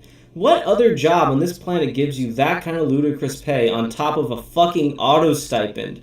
It's just selfishness. I hate the fact that we can't have the conversation there. It's like, why don't we just cut the wages of the top earners? Why don't we just tax the top earners? They make look at this. This is a bonus for one guy. Can give the wage for a year for 300 people. It's just, are we just ignoring it? Like, why are we ignoring that? And there's a lot of bullshit things like to ease relations and increase trade agreements and business relations. They'll pay for like dinners and outings for businesses. Mm-hmm. And like, let's say if you want, like, if Microsoft and Apple want to make a deal and they're having dinner together, it's like basically fully tax, like, subsidized, right? And they'll, let these people, these big management companies, they'll have their lobbyists go to each other's companies, go to like a fucking expensive restaurant in LA, and it'll be subsidized by your tax dollar. Why? Because they pay the politicians, right? Like, and at the end of the day, their say goes. Yeah, like, I'm getting over this talk of, like, we need to cut We need to cut a bunch of poor motherfuckers who make $30,000 a year when we could just cut the motherfuckers who made, not even made, this is the bonus, $10 million bonuses in the form of a stock or some type of payout. It's just selfishness. Like, no one on earth needs that money to live, even live extravagantly. So, I hate that the conversation starts with a bunch of broke-ass motherfuckers and not with the richest people in society. That's all. Remember that there's a piece of your taxes to go to paying for rich people getting steaks, right? Yeah. Instead of going to you being able to buy some more fucking eggs and Spam. And, you know, like, Speaking from experience. Yeah, you know, and it's fucked. And you really got to think about the wide range of issues your taxes cover. And, you know, fuck you. I want to go to Outback Steakhouse. You know, I want a little bit more money. Steak and eggs and steakies and eggies. Mm-hmm. Let's move on to the next one. Okay, so now that we're done talking shit about Biden, let's talk about the fucking stick. Time to glaze them up, right? Yeah, time to give him the biggest chub because he can't get hard. Oh, God. Biden just use that Blue Chew. Would you ever try Blue Chew? Look, I think you should, you know, live life to its fullest and try out a bunch of shit, right? I think I would try it. I think everyone should do a retreat to South America for certain things and to Amsterdam for certain Blue things. Chew makes me feel more comfortable taking a drug than taking a pill. I'm confused. Because, like, the Blue Chew is a gummy, Viagra is usually like a pill. Oh, yeah. Also, it's like having, like a gummy vitamin. Yeah, it is. You know, like, yeah. I wonder if they make them in Flintstone version. Oh, God. Yabba dabba dong. Oh, this is all bad. Biden. Anyways, Biden is unveiling the American Climate Corps. You know, so this is actually something for the YouTuber who's a part of Deep Fat Fry talked about years ago, Paul Zico. Mm. He talked about how it would be nice to have like a roving, essentially what is a roving army of people to repair this country. I 100% thought that was an awesome idea. You know, like maybe 100,000 people to repair the country and then after like 20, 30,000 to maintain it going forward. You know, like a fourth branch of the army, but for civilians. The modern civilian conservation corps from the New Deal, and he was trying to base this off of that. But some people criticize it in Congress because it didn't reach the funding. Oh, you mean it's not 100? You don't? Yeah. Oh, so it's not enough men to repair our country from top to bottom? No, sadly, instead of it being hundreds of thousands, it is but 20,000 people. And wow. Yeah, no, it is. You know, it's flaccid in some ways, right? You know, it's not as big. I hyped as it up could so be. much, no, almost like I knew that this was just going to be. But then again, you know, like I think 20,000 is better than none, right? Mm-hmm. If you had somebody like Trump or even like Bill Clinton, this wouldn't have happened. This wouldn't happen under Obama. I'm not knocking that. I'm not knocking that. It reminds me though. Again, something we talked about off stream, but it reminds me of Obama's. Obamacare, ironically, because it's like Obamacare could have been Obama's greatest achievement because if he did universal health care, arguably his greatest achievement for every American born after that point. Never again would American know a bill that bankrupts them. The thing that bankrupted like what, one or two, what was it, like most Americans? Bankrupted a huge number of Americans, like 1 in every 10 or some shit like that, 2 in every 10. And Biden is doing a lot. Well, my only point is that just like that, it's like 20,000 people is good, just like paying for poor people's insurance is good. It's just imagine what 100,000 people, the potential. It would be magical, right? You just imagine. In one presidency, like the entire country would have been lifted up. Yeah, at least like a huge vast chunk. Portions of it. And then put on the placard saying Biden did this with him putting a thumbs up, right? He could have, too. And it would really help with local elections. If they just saw that their local watering fountains no longer shot out rust, but now clean water. You know? It's like, I think that could really help, but... That's all I'm saying. I'm not saying that it's bad. I'm just saying that, like a lot of things the Democrats do, it has a mark of ambition, and that's the part that makes me sad. Yeah. It didn't go Although, farther. I'll say this. On the gradient scale of Democrats, Biden is doing more than I think a typical Democrat would do if they were in office. I think Bernie, on a side note, needs... Bernie and Bernie's AOC... the dream. Bernie Right. and AOC, I think, deserve some credit. They've been advocating for this kind of thing for a long time. and he talked about how he actually took the advice of a lot of like smaller like youth groups that are environmentalists, Mm-hmm. and this is something that they would totally advocate for. Something that isn't like the cap and trade initiative by Obama. With like, well, we'll tax you on ozone emissions, but who knows if those taxes will actually go to green, like pro climate programs. Also, just in As long as terms of more jobs, by the material. way. Yeah. By the way, just in terms of jobs, Yeah, 20,000 versus 100. Yeah, But this That's- 20,000 is good too, Sure. and the investment into local energy Yeah. infrastructure. And No, there's a also lot of good solidify that there's a lot of good that comes out of this. It's just like all things Democrats do, it could have gone farther, Yeah, and it should have gone farther because that could have been. Imagine Biden's legacy, the climate core, yeah. like That would be like an being amazing a legacy. pro-worker president. That would be like, oh yeah, like, holy fuck. You've been you're the most pro labor Look, president even since FDR. 50K. Even I 50. think 50K would have been like, all right, like you pushed. Good start. Yeah, you got the ball rolling. that is Right. that is more than a ball rolling. That is operations are ready. Yeah, You are demoing this in several places across the country now. Because like that's really the aim of this, right? Like the whole point of having a sitting army of repairmen is so that this country doesn't fall apart. Yeah. We have pipes that we don't know where they go. We have roads that are crumbling. We have shit that's tunnels on the brink of collapse. I mean, yeah. just having these people, they would have jobs and things would be safer. We could get communities with no internet onto the map. Like, And Biden is actually doing a lot of grants for that, getting places to have broadband internet. and now you got the men and Yeah. women who will put that infrastructure down. Yeah, although this is centered around, great energy, climate, and we'll talk about in a later bill, there's actually new lithium deposits that are found in the U.S. that could be potentially really huge. But, For Biden to make this his lasting legacy, because Yeah. there's still a chance, he needs to increase it. In the next few years, he needs to make this like a veritable army of repairmen. second term, No. although maybe he'll be too, fucked. That's my only thing. If he wants to make that his legacy, and it could be an impressive legacy, it needs to be like when he gets out. It needs to be so many people that when he gets out, a Republican would not even want to cut it. Because you would just cut so many jobs. You would cut 100,000. You would cut however. Yeah, like you need to make it a fucking army. Like these men and women need to be like the first responders in terms of respect, because they're going to literally rebuild America. Yeah. That is some patriotic shit right there. No Republican tell me otherwise. We're like funding Americans rebuilding America. So no, this has a huge amount of potential, and Biden really needs to not waste it. So I think good shit. You need to go further, and you have a chance to go further. So do it, you old fucking crank. Go on, actually have a good fucking legacy, unlike your forebear Obama. Look, I had a point, but I forgot it. I'm sorry. It's okay. It's all right. I think that article itself has had its time, so probably best not to linger. Biden is now going to walk the picket line. So I will give you the context on this one. Yeah. So the UAW, the United Auto Workers of America, are striking. They have announced that AOC and Biden are going to go and join the picket lines. I forget which state. No, it was Michigan. Yeah, Michigan, where Biden is going to join them on Tuesday.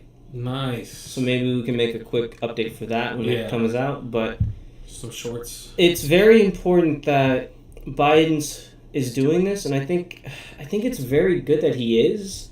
But it just makes our own governor look worse. But it's really funny because in our next article, maybe we can even link these two together.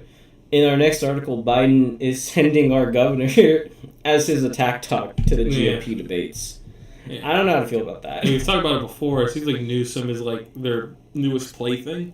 They'll have him out there. Like, I think he was campaigning also in the midterms for Biden, being pro-Democrat, and I just think it's shitty though that he isn't out there supporting the strikes for hotel workers or for Hollywood actors and writers. No, it is, but Newsom. I think Newsom is more culpable though than Biden in this because Newsom, arguably Newsom is sitting on the what would you call it, the epicenter? Yeah, that's the word. The epicenter of labor action right now. Like The writer strike has been going on for the 140 fucking days. Basically, every strike that's happened since has happened during the WGA strike. Yeah. And Biden, admittedly, he should totally support it. But this is Newsom's state. Yeah. Newsom should have supported that shit a long time ago. And that is a huge flaw. And I really hope this pushes Newsom to actually do something. But Newsom is such a fucking stooge. It's unbelievable. I hate Newsom. Like, I hate Larry Elder more. I hate Larry Elder. Yeah. But I hate Newsom so fucking much that it's not even funny. And, with California being one of the top 10, remember, top 5 economies in the world, they could really be a trendsetter, right? We are the with trendsetter. them, putting forward a really strong pro-union agenda from the top down, they can make shit happen.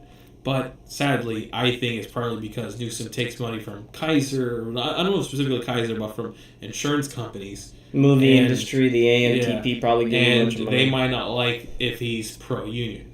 But there's so much pressure from unions that Yeah. he's also in a position where he can't side against them. And it could really help him in the polls if he's pro-union. But it might not help him in the funding. Yeah, and look, that's shitty. But at the end of the day, who's gonna outfund you? Sometimes, Like, what Democrats gonna come up from your left that's going to outfund you, man? as we've seen with Biden and Hillary, sometimes money and support, the value of support is higher than the value of money. Yeah. Hell, even with Hillary proves that point, because all the money didn't win Hillary the election over Bernie. It was the support of the Democratic Party. Yeah.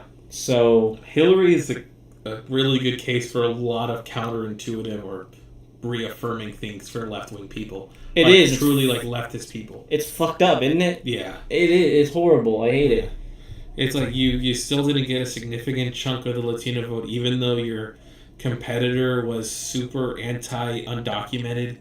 It's like you were just such a milquetoast, rotten candidate. An old Jewish man who looked like the guy from Back to the Future managed to get more of the ethnic vote than you did. Yeah, it was called Theo Bernie. Theo Byrne. Yeah. And because if you don't know, there was an article that Hillary put on her campaign website called 10 things 10 things Hillary Clinton has in common with your abuelita. And it was just a bunch of generic shit. It was just a bunch of generic things like, oh, she cares about children everywhere. She's, she tells bedtime stories. I'm like, you couldn't even say something. Like, the first thing that has the same energy as the hot sauce in the purse. The pandering bullshit. Yeah, saying that she has hot sauce in her purse. And the thing is, you couldn't even say something like, oh, I had a Sweet 16, and that's basically like a quinceañera, even though it isn't. But, you could have, tried. You could have went a little bit with effort, right? You could have put in some effort, but you didn't. You're pandering shill, and there's a reason why you lost, and it's your own fault. But, yeah. You had the entire support of the Democratic Party behind you, and you still lost. Yeah. Okay? Yeah, the army, but you made 3 times as much money as Bernie did in donations, and he almost beat you by a narrow margin. You basically had to cheat to win, and even fucking then, you didn't. You still lost. So, God. No, Hillary was just a massive fucking failure. Yeah. Anybody who says otherwise. Meanwhile, there was Trump was like, I hate Mexicans, and then it's and then for some reason, a lot of Mexicans, a lot of Latinos voted for him, not Mexicans. It's still still a lot of Latinos were like, well, you know what? At least he's pro-worker. Kinda, yeah. Yeah. Well, he ended up not really being, but 2016 he had that whole shill going. Biden we already have that one. So Biden makes our governor an attack dog. Yeah, so I'm not familiar with this one, actually. Wow. You're learning today, then. Yeah, Biden's GOP debate strategy is to send California's governor, Gavin Newsom. To send our slick-back car salesman of a fucking governor. Bringing his baby to his, winning strategy. Right when he won, he brought his baby. Look at this slick-backed fucking snake. I mean, he's what you would see on Wikipedia when you bring up slimy politician, right? He would sell you a broken-down 1986 Toyota Corolla and tell you that it fucking runs. The shit breaks the moment you drive out of the lot. Anyway, so the re-election campaign is deploying California Governor Gavin Newsom to the second Republican presidential debate next week in Simi Valley, California. Why it matters. In the latest example of Biden's increasingly warm relationship with Newsom, they are now trying to build a campaign together. Yeah, we've talked about it before how he's been using Newsom, and it seems like he might be the next heir, right? The next presidential candidate. Maybe it's not Kamala, or maybe after Kamala it is Newsom. God, no, please don't have Newsom. I mean, who knows? Please don't push Newsom. Maybe he'll be like, Ronald Reagan, who came from California. And then just turned Republican out of nowhere. No, he was always kind of Republican. But a California governor who became president. That's the same line. I mean, Kamala Harris came from someone California, became VP. Actually, they're both as controversial as this might be, I actually wouldn't mind someone like Kamala in the Department of Justice, like DOJ. I actually think that's not a bad position for her. If there's a left-leaning president.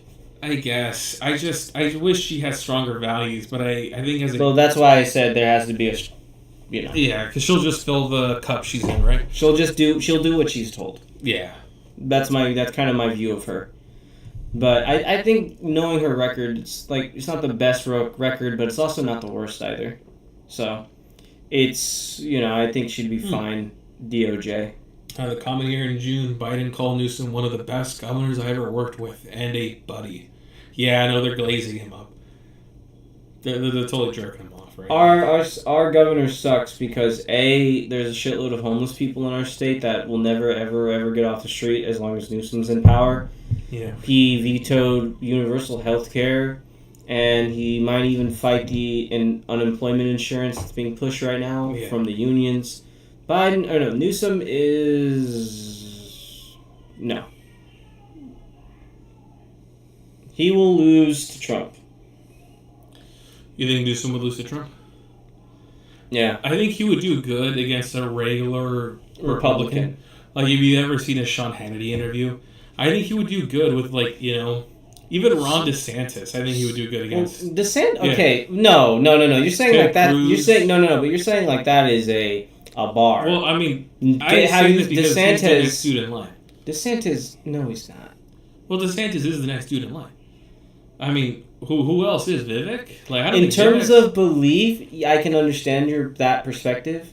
Oh no, I'm talking about as the presidential candidate. I don't agree. You know why? Because he is such a wet blanket that he has no charisma on stage. Yeah, that's the problem. In terms of belief, 100% agree with you. Yes, but you've seen that man talk. Yeah, but he is he is a wet blanket. Oh, I don't like the trans. But the only other dude that can rival him with gusto would be Chris Christie, but he ain't getting there. What? Vivek Donut Ball weird. Christie. God damn it. Huh? Donut Ball Christie. Sorry. It's just... I hate to go there, but yeah. No, I get your point, but DeSantis has no charisma. Yeah, but he's the next dude in line. As long as they put any Democrat with any amount of charisma in, they're gonna win. Yeah, and they gotta pick it. Newsom, and out of all the slick back Newsom, out of all the establishment Dems, I think he's the best. I prefer him over. He will lose against Trump. I have absolutely zero confidence with him against Trump. Yes, against DeSantis. Anybody else, 100% agree with you. Yes, but Trump, no. Trump will muscle him out. He'll try to sit there indignant like Hillary would and get fucking stomped. But then again, do you think Trump would win? In the current political climate with his battles with the Justice Department. If that's the case, then I think any Democrat could win. Yeah. If that's the case, because the Republicans have nobody. A little bit in the shitter right now. I'm firmly in the belief that the Republicans don't have anybody. Because I think Newsom still appeals to a lot of the mainstream voters. Basically, I don't know. I wonder what his views are from... how he's viewed from independents and independent left-leaning people. But I'll just tell you, looking at the Republicans and how they respond and what they respond to. Yeah. DeSantis is he's a wimp. His campaign sells him very well, but he can't sell himself very well. And he like I said, any Democrat that is even the mildest of like debaters can easily win. Like, it's not even a contest. The Republicans have nobody but Trump. I'd argue that Vivek Ramaswamy is a better, in terms of just speaking, than Ron DeSantis. However, I don't think he's a brown Hindu. It's not going to happen. I'm going to just say it as it is. I don't have any problem. I've worked with a lot of Indian people. I love them. They're great. But the Republicans don't want one as their president. Yeah. Well, yeah, considering... I wouldn't be surprised if there was MAGA people in Republican counties who were like, oh, look, we've made our presidential candidate woke because he's a shade darker than them, you know? Like, they have a lot of internal infighting just for the race color. I don't think they're going to do a guy who's Hindu, though. They're going to pick somebody with a compatible religion. Is he Hindu? Like, is he, like, religious? Because I can see Republicans flipping their shit if he doesn't swear in on a Bible. But he could be Hindu. He embraces similarities. No, so you see, the Bible Belt, the racist, radical, Republican evangelicals will flip their shit if he does not swear in on a Bible. That is a really big he will. thing. He's a snake. He will swear in on a Bible. Doesn't matter what he believes. He's a fucking snake, and that's how they are. Politicians. But even with that in mind, he's just too... What's the kind of word I can use? But it's still kind of racist. Exotic? That's better than saying foreign. And, you know, that's a problem with their group. Where Democrats will, you know, praise people who aren't similar to them. Democrats... I'll eat crow if I'm wrong on this, but like, I don't... Yeah. I'm willing to bet money on that. No, we can skip this article. I think we were going to skip the one where Brazil... I mean, these articles come out all the time, right? Where like Lula is being very good for the indigenous people in Brazil. I'm happy that Biden is working with Lula. Yeah, we need to I think Biden understands hopefully the encroachment of the extreme right. Yeah, and he needs to understand that they are not his friends. And he's almost pushed by Trump because Trump supported Bolsonaro, right? The far right wing president, and so now Biden, you know, just for the fact that he has to be the opposite of Trump. I mean, he's going to be pro Lula, and that's fine by me. Lula's awesome. Great. Love Lula. Yeah, he has problems, but after all, he's the best person in there. I mean, he's a politician who got elected by a country of millions. Of course, you're not going to agree with everything he does. Yeah. You know, like, that's just the nature of politicians. Yeah. But let's go on to Oregon. Ooh. Yeah. Slightly, we're getting near the end here. Even though it doesn't do good on the algorithm. We're making pretty good time this time. Yeah, actually. we are. Wow, holy shit, nice job. Yeah, boy. All right. Well, I'll say this. Drugs never did well in the algorithm. They're fun to do, though. They're fun stories. Fuck it. I don't care. Fun story. Let's do it. And also, it's content. I actually think this, honestly, not to jinx it too hard, but I actually think the stream's going pretty well. Yeah, I think like every article has been a vibe. Certainly good enough to be a video. Certainly good enough. Some shorts good enough too. Yeah. Maybe wine is good for me. The agave wine. I think we should do more happy articles. We've done a lot of shit. That is also true. Articles. It wasn't just like sadness and sorrow. Dead women and dead pregnant women and like fallen soldiers and lost children. I cry. I know, right? Just awful, terrible. Like, oh god. Okay. Let's not fucking sit on that thought. Yeah, so here's a good another happy one. Another one. So Oregon launches legal psilocybin access amid high demand and hopes for improved mental health care. And yeah, this is a great thing on the federal level. This is being supported. Not exactly treatment centers, but the legalization or decriminalization of psychedelics from Dan Crenshaw and AOC. Right, they have a joint venture on this. And That's Oregon, a weird. It's weird, but it makes sense because Dan Crenshaw, as a veteran, he acknowledges that these things could help people with PTSD, especially veterans. And is that a marriage of libertarian and leftist values, or a marriage of veteran and leftist values? I think because to be fair, all three. Yeah, because he fits I don't know if it could have had such strong support. If it wasn't a veteran. We had other veterans who probably wouldn't have supported it. Like, I don't think McCain would have supported this. Yeah, I don't think so. So that is true. It's not just the fact he's a veteran, but the fact he's also like a libertarian. Yeah.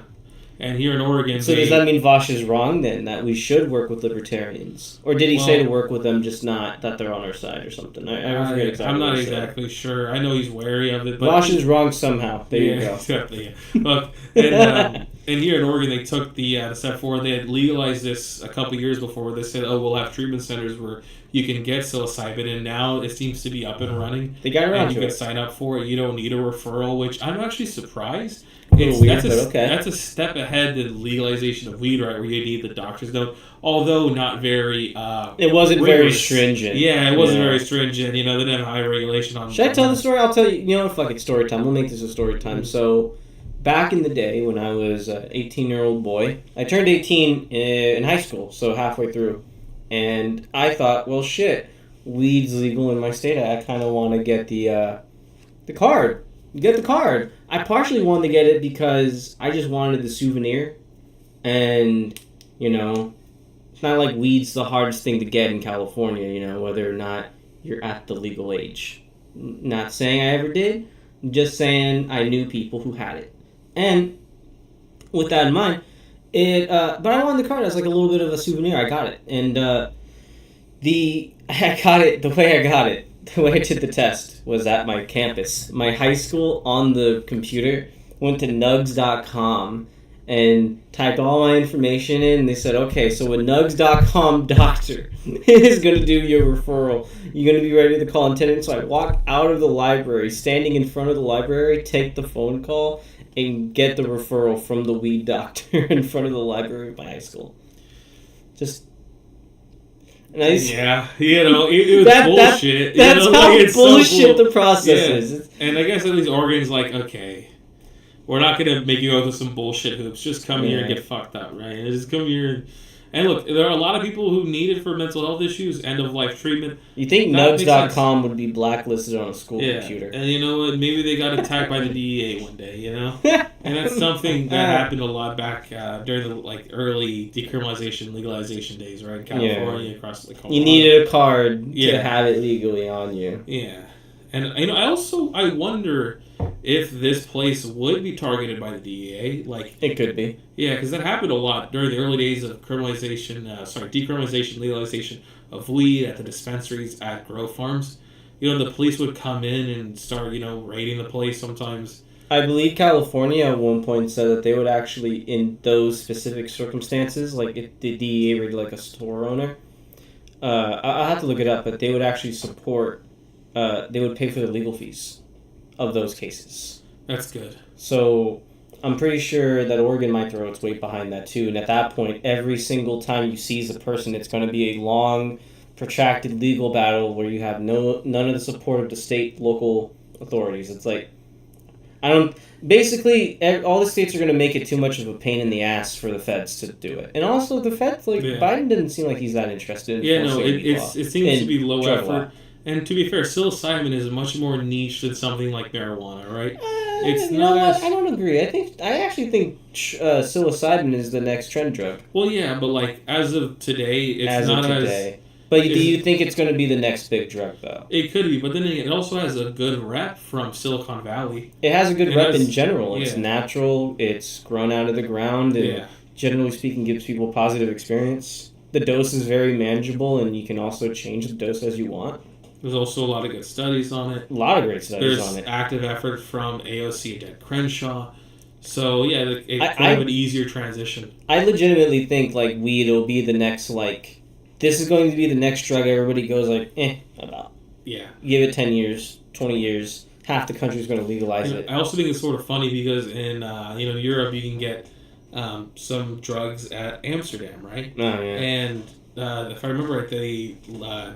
criminalized, or maybe they made it unavailable to get psilocybin mushrooms. That's weird. Because there was this one big case, basically dude went crazy, did a shit ton of drugs, including magic mushrooms, and they basically took it out of the market. And now what they did was they legalized a different mushroom. I think it was Amanita muscaria, the one that's red with white dots on it.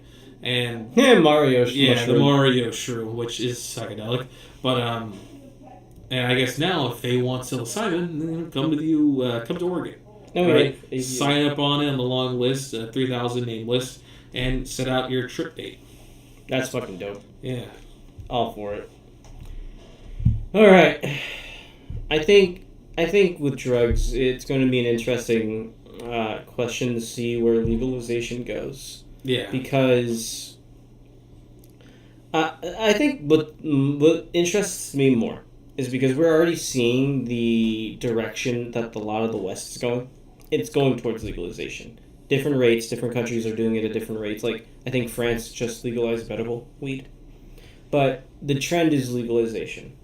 So I wonder how that will affect the world market and the world's relationship with drugs. Like, how will that affect the international drug war? Now that companies are making millions, if not billions of dollars off weed. And when the feds finally legalize it and you can ship it over state, like with the fucking postal service. Yeah. I wonder, even in that situation, for example, how will our international relationships change? Will, could you imagine instead of every drug boat being raided, the drug boats are just like a part of the everyday shipping lane? Like, yeah. And, that's the opium boat. And as a fun fact, for people who don't know this, Chuck Schumer, who's the head of Democrats in the Senate, he had made a bill basically was to legalize weed on Amtrak. And, I don't think it would get passed because if Congress isn't even willing to pass like regular marijuana as recreational use, I don't know if they're going to pass it. Dude, if they passed that, an Amtrak weed trip would have been literally the next trip planned for me. That's just what it. You telling me I can smoke weed on like 22 different states as I watch the world go by? Yes! That sounds amazing. Yeah. How much? 1,000? Sure, I'll save up for 3 years of my shit wages for that. Anyway. God, on to the next one. That was a good one. Okay, so... what are we doing? Oh, Costco workers find thousands of dollars. Do you want to do this one? Sure.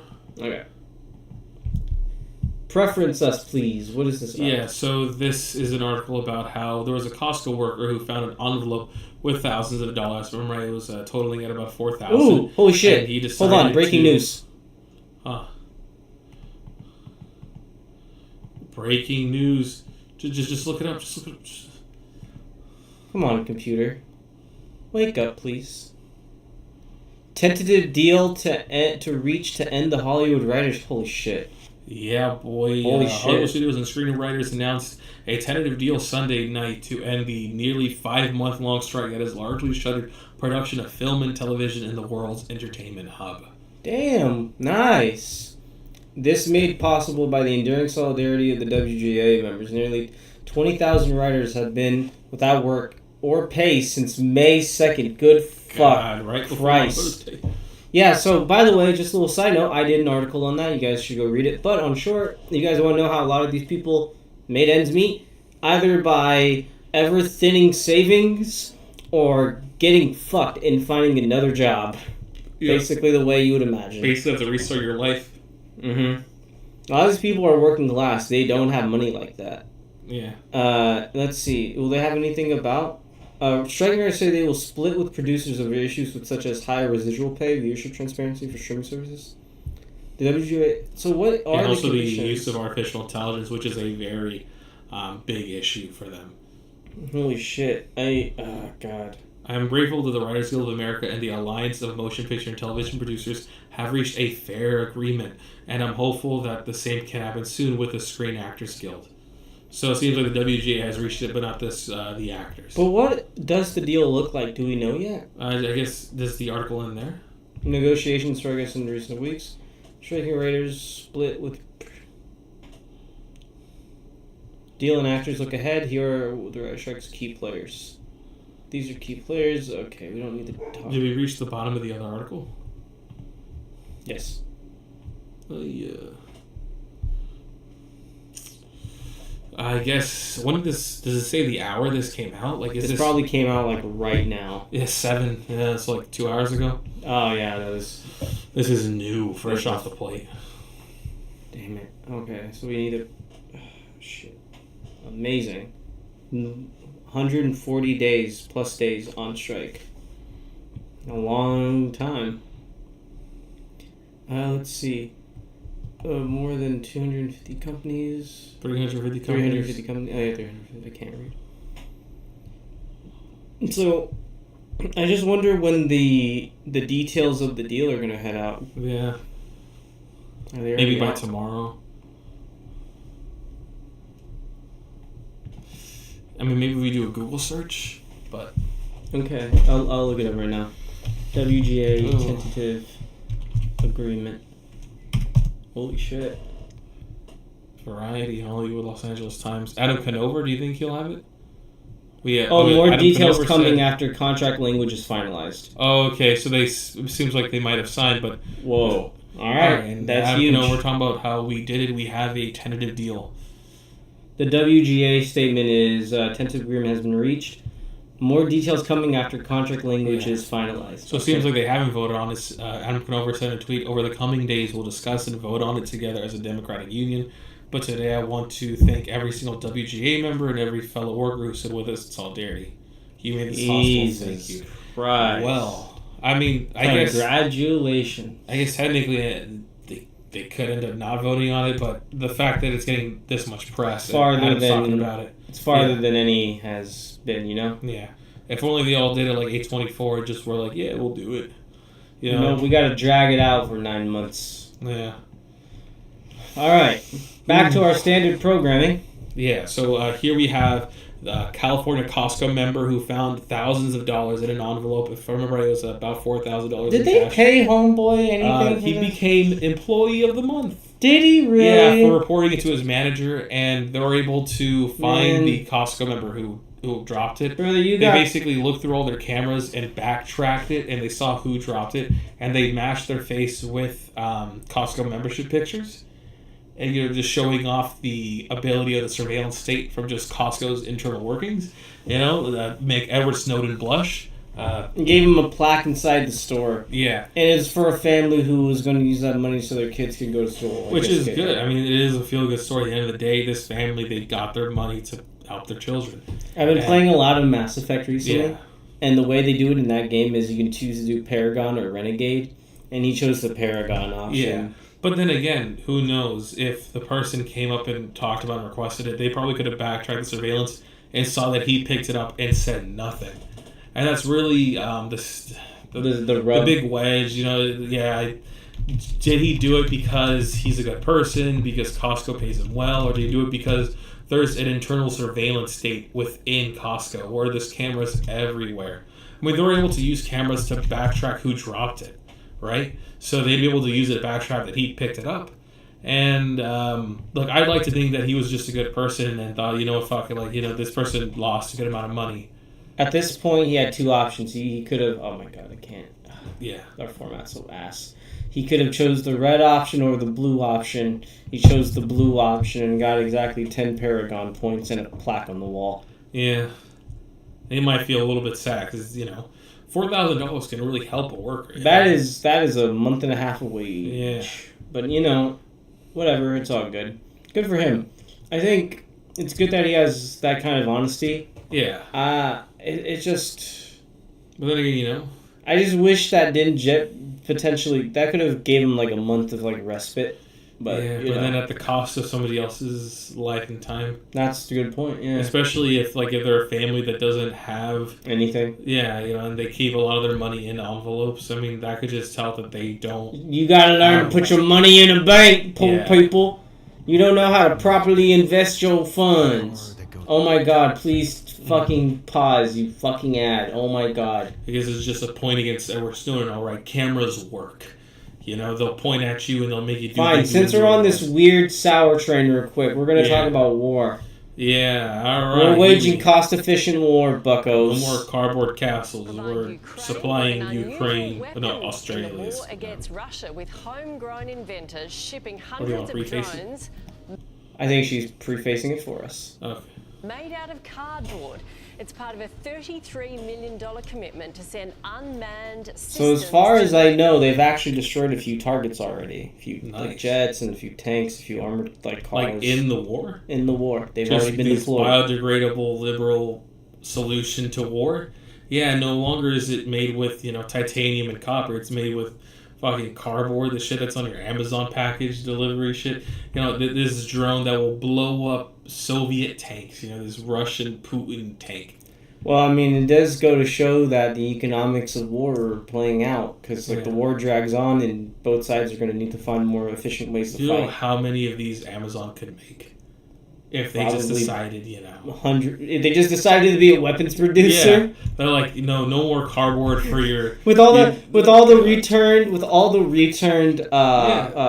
the name of the company? Yeah. What's the name of the Soundcore company? Anchor. With all the returned Anchor rechargeable batteries. Yeah. And drones. And they just strap them to some like Amazon cardboard and just fucking fly them into Russian tanks. Just donate it for the war, and then you get a tax credit from the military-industrial complex, and then you this just in, help. Amazon becomes weapons producer. Yeah, by delivering cardboard for the war. Hundreds of millions of cardboard drones to various warlords across the world. And, if this was a headline where company gives cardboard for the war, you would think it'd be like for packaging, but no, it is literally for their fucking drones to bomb people. Hey! This kind of vindicates something I said. We could probably be getting more out of the money we spend on the military. Yeah. I mean, probably is a lot cheaper than using metal.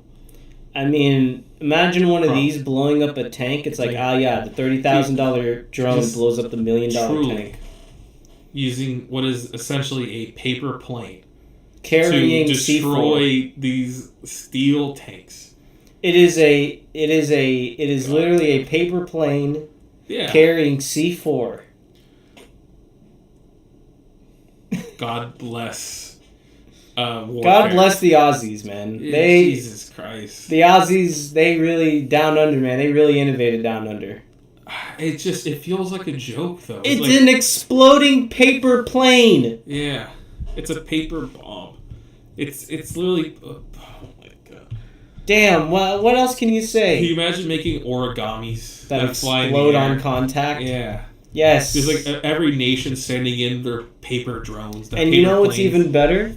You know what's even better about this is that there's a possibility, they don't know yet.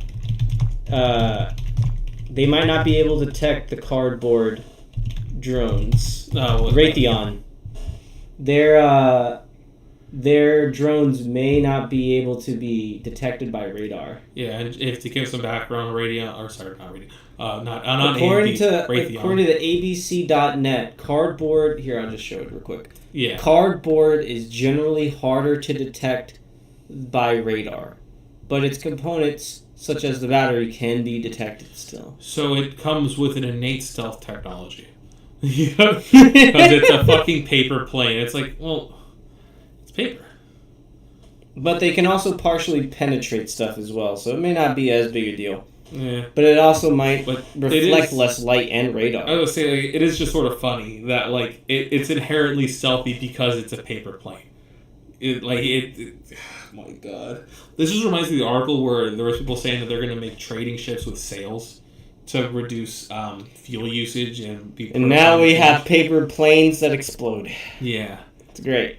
And ain't the modern age fun? No longer do we get the Boston Dynamics robot, but we get paper planes and paper mache taxis. Yeah, eventually we're just all going to be using Nerf guns, right? We got to go into the No. Everybody's going to use a VR-controlled mecha monster. That's made out of paper? That's just paper maches that you'd see at fucking Food for Less or Walmart presentations. Oh, God. Yeah, That's the future of war, okay? That is advanced warfare. Oh my god. Yeah. No, these Terminators are made out of fucking paper rolls and tape. Yeah. They can repair themselves out of trees and leaves and shit.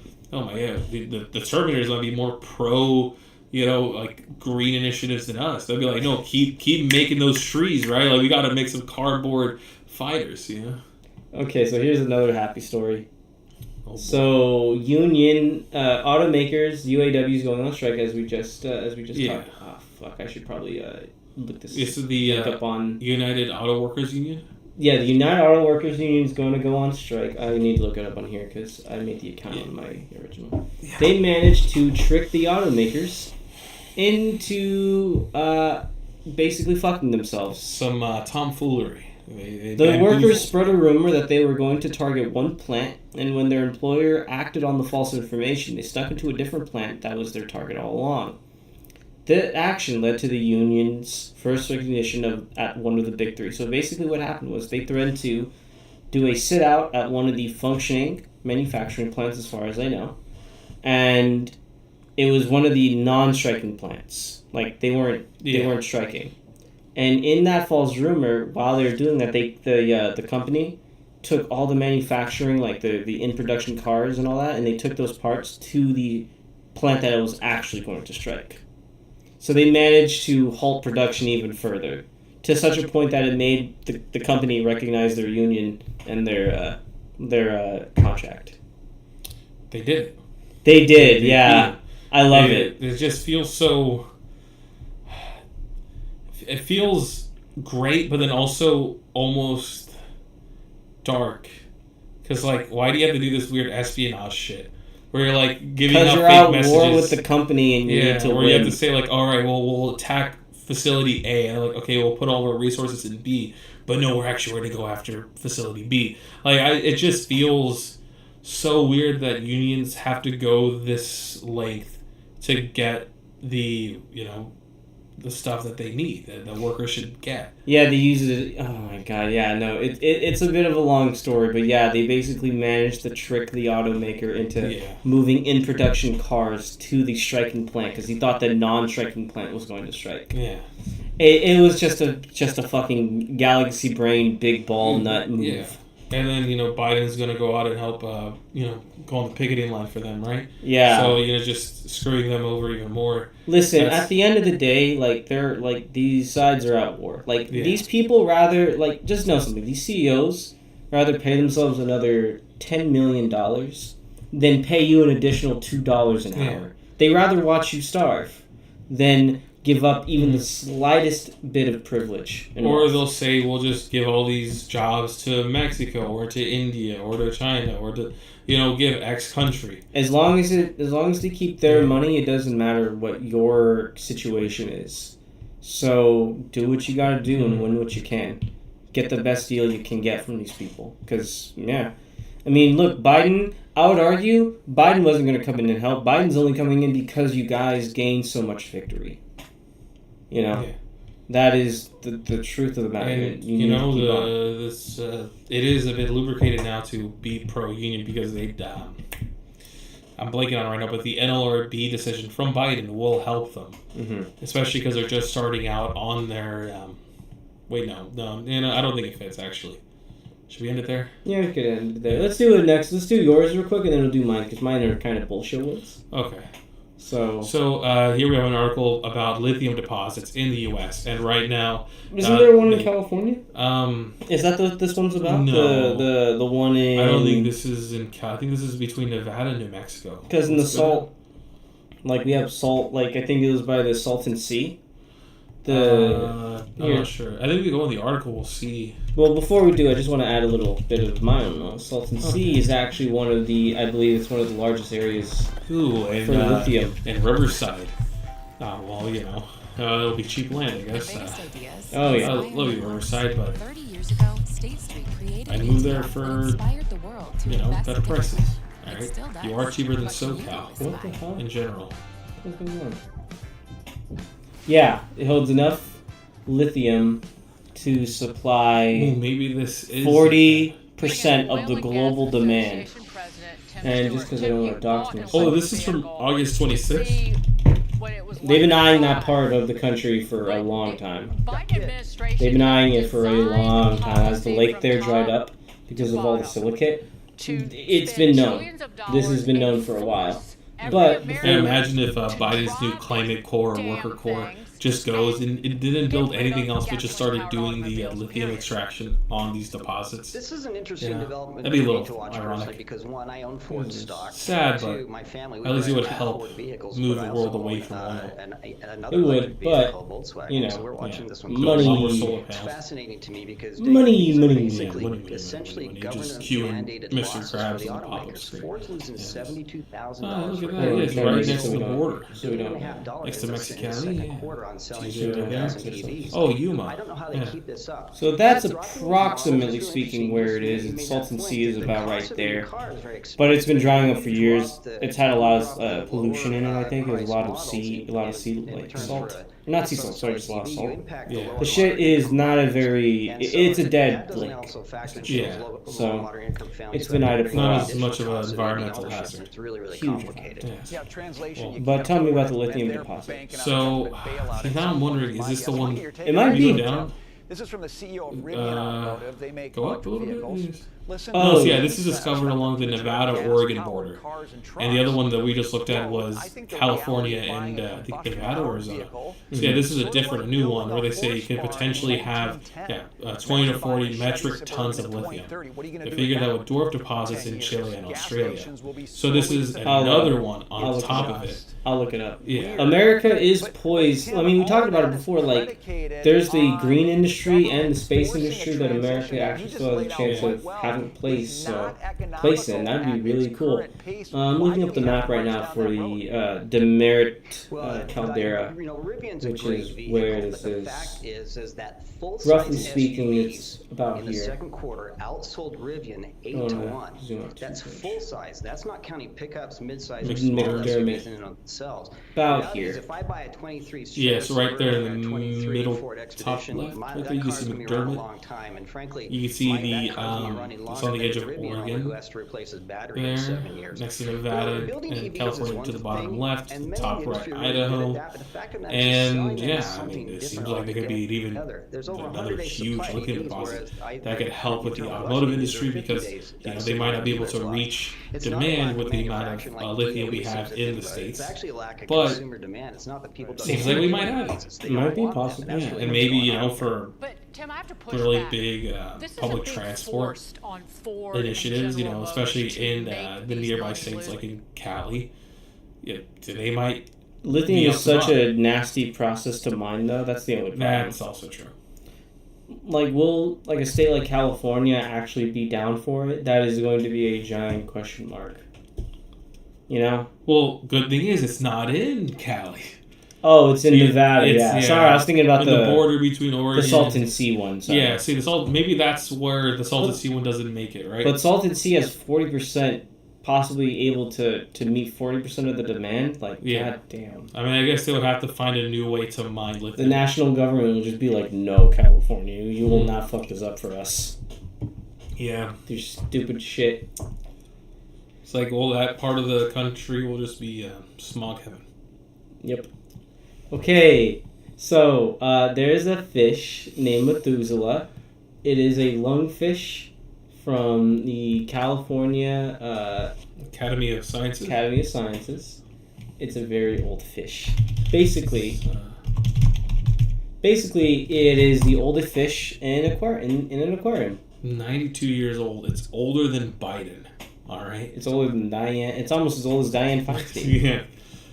Who's older? Look at that competition? handsome boy.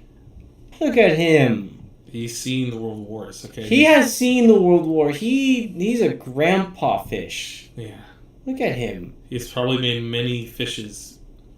He likes Many to be children. petted and loved and stuff, and it's just Yeah. I don't know why I felt like including this, but like just look at that face. Look at that dumbass face on there. Oh. Like, I understand the argument to let them go into the wild, but I don't think you'd get a 92-year-old fish in the wild. Actually, they Well, made a pretty good yeah. argument in the article. They actually said that Methuselah here will help them get a good understanding of how long they live in the wild because they're going to juxtapose her sample with wild ones. So it should become like a control. Yes. Yeah, it's like, hey, so here's our standard for how long you can be in conservation, but yeah. And creationists, just so you know, she or he, I'm not actually sure which gender Methuselah is, has lungs and gills. So you guys always wanted to know The transitionary species? The missing link. The link? There it is. There's Grandpa. That is Grandpa age. That is a 92-year-old fish, right? God, they have lungs and gills. That's weird. That is weird, yeah. So this is like pre-ape. This is an ancient animal we're looking at. Yeah. Both in the literal and metaphorical sense of it. Yes, it is an ancient. I don't know why, but I saw this, I couldn't help but be happy. Yeah. So just so you know, Methuselah the lungfish. We will go visit him one day in this aquarium. I need to make a trip over there one of these days.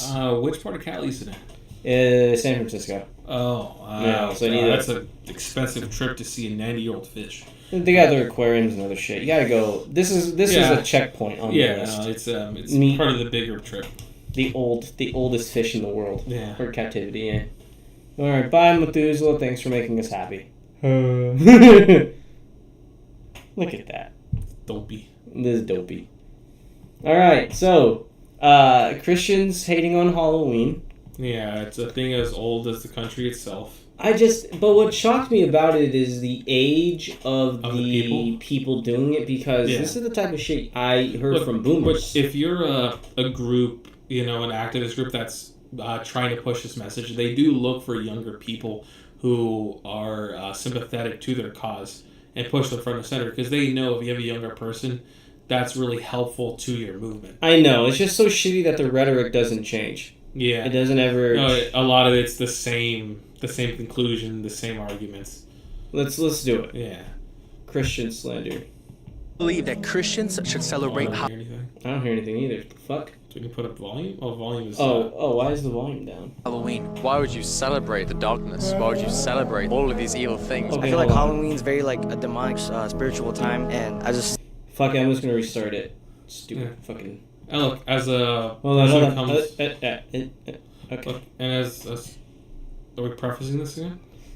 No, I'll just cut to this point. Okay, so, and as a person with a Catholic family and a lot of Catholic family members, and some of them might actually not like the weird demonic shit in Halloween. Oh my god, though, man, it's so, get over it. Yeah, and it's like if you were... It's not fucking real. It's not, but they still see the imagery and...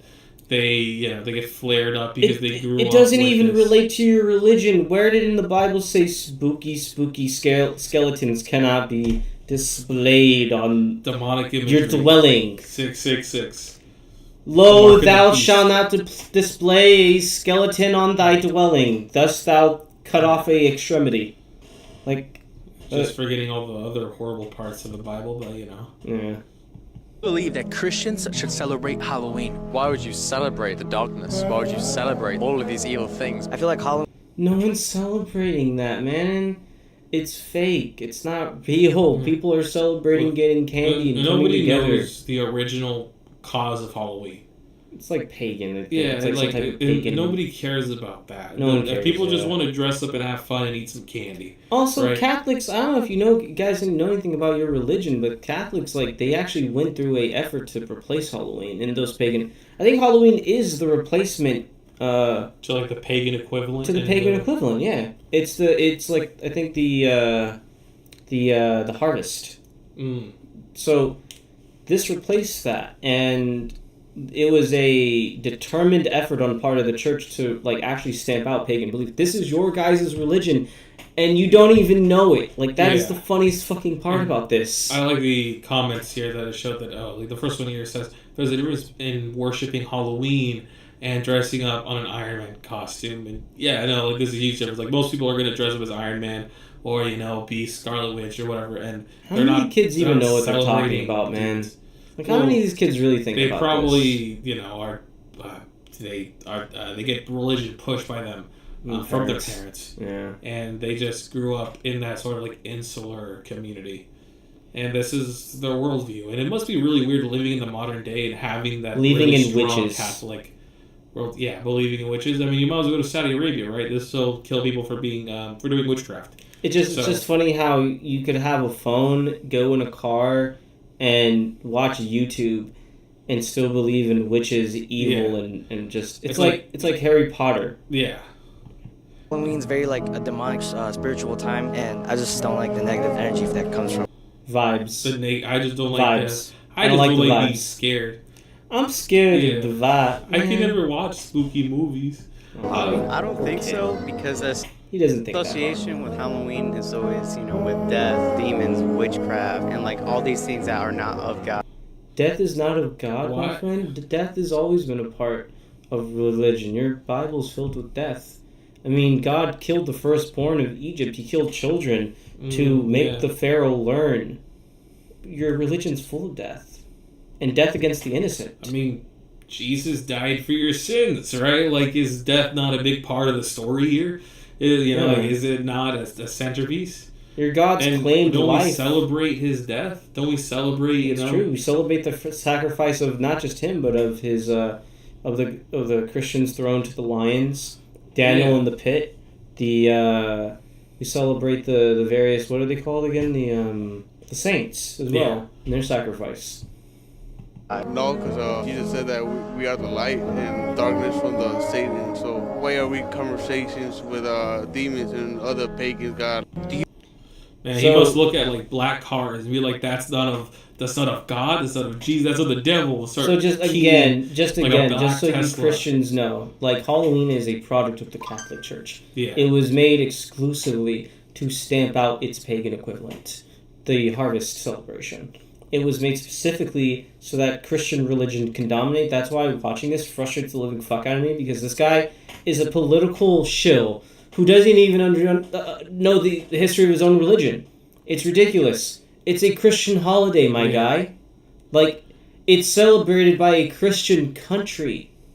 What the fuck? Make the connection. And they did this with a lot of holidays and stuff from like Native people. You look at Dia de los Muertos. That used to be like a month-long celebration. But they're like, you get 1-2 days. They adopt, cut, and remodel it for their own production line, right? They make it for themselves. These Christians know so little about their own religion. It's crazy. Oh, and I'm definitely tagging Homeboy in this when we post this. Yeah. We're going to get hated on so bad, but I don't care. I'm learning that sometimes you need to invite the hate. Also, speaking of inviting hatred... Oh boy, a landlord video. Yes.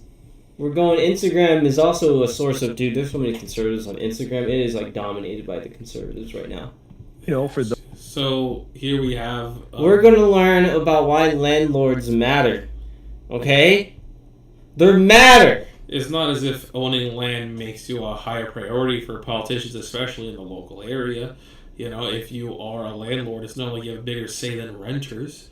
They are the working class who are oppressed, the landowner, okay? After all, more income you have, the more likely you are to vote and be a sizable voting demographic demographic for politicians to consider. Woe is be the man who owns 2 houses. Yeah, woe is be people who have enough money to sell and then live off the rest of their life in retirement. Woe is be the man who can sell off a place to live. Yeah. Those who were taking advantage and not paying, they deserve to be gone. So I think that's the cause for celebration, in my opinion. You might agree with that. Oh, so I'll give you some context behind this. God, so he's celebrating the end of the moratorium, the eviction moratorium. And he's talking about how the Berkeley Property Owners Association were celebrating out, and a bunch of protesters met them at the party. So landowners were celebrating the end of the eviction moratorium, and protesters from Berkeley, which people say is the home of the communist... Broke, poor-ass motherfuckers live in Oakland, all right? Yeah, and look, Berkeley... talking about just Berkeley University. I mean, that's one of the most left-wing places in the whole U.S. You know how broke Oakland is, though? You know how broke Berkeley, Oakland, SF, most of the people living in those areas are? Outside of the rich, yuppie-ass, island? It's mostly broke-ass motherfuckers, dude. So, yeah, of course I would be mad if the landowners were like, ha, I get to throw you back onto the street. Even though it's not your fault you don't have a job. Fuck you, got mine. That you might not. Now let's hear why throwing out poor people to the street is a good thing. We should celebrate it. Come on. Okay. I agree with that. Open-minded. I would celebrate too. Open debate. Because I know plenty of folks who had unfortunate situations as landlords and tenants taking advantage, trashing their places. And those stories don't get told. Those stories never get told.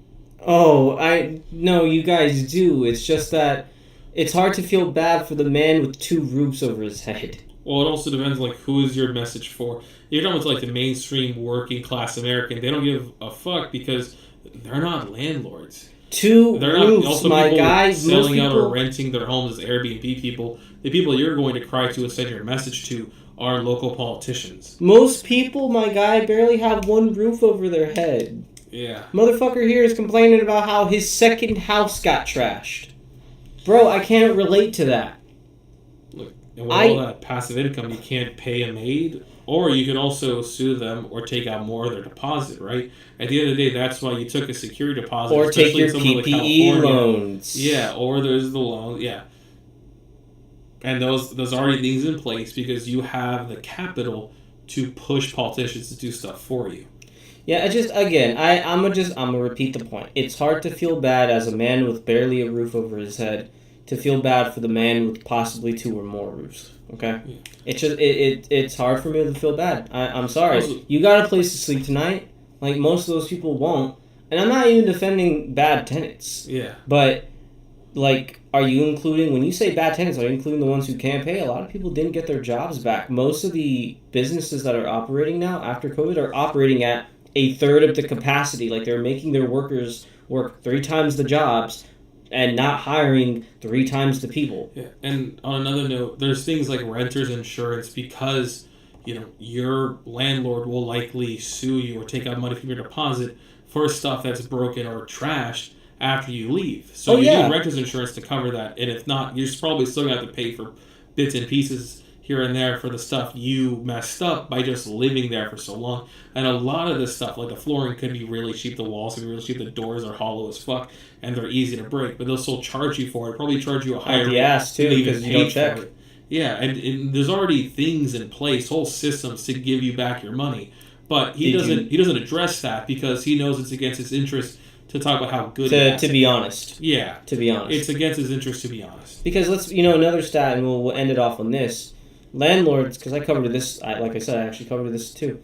Landlords, when they evict people, are going to have, and it's kind of obvious, the statement, right? But they're going to have a lawyer 80% of the time. You know how often a tenant gets a lawyer?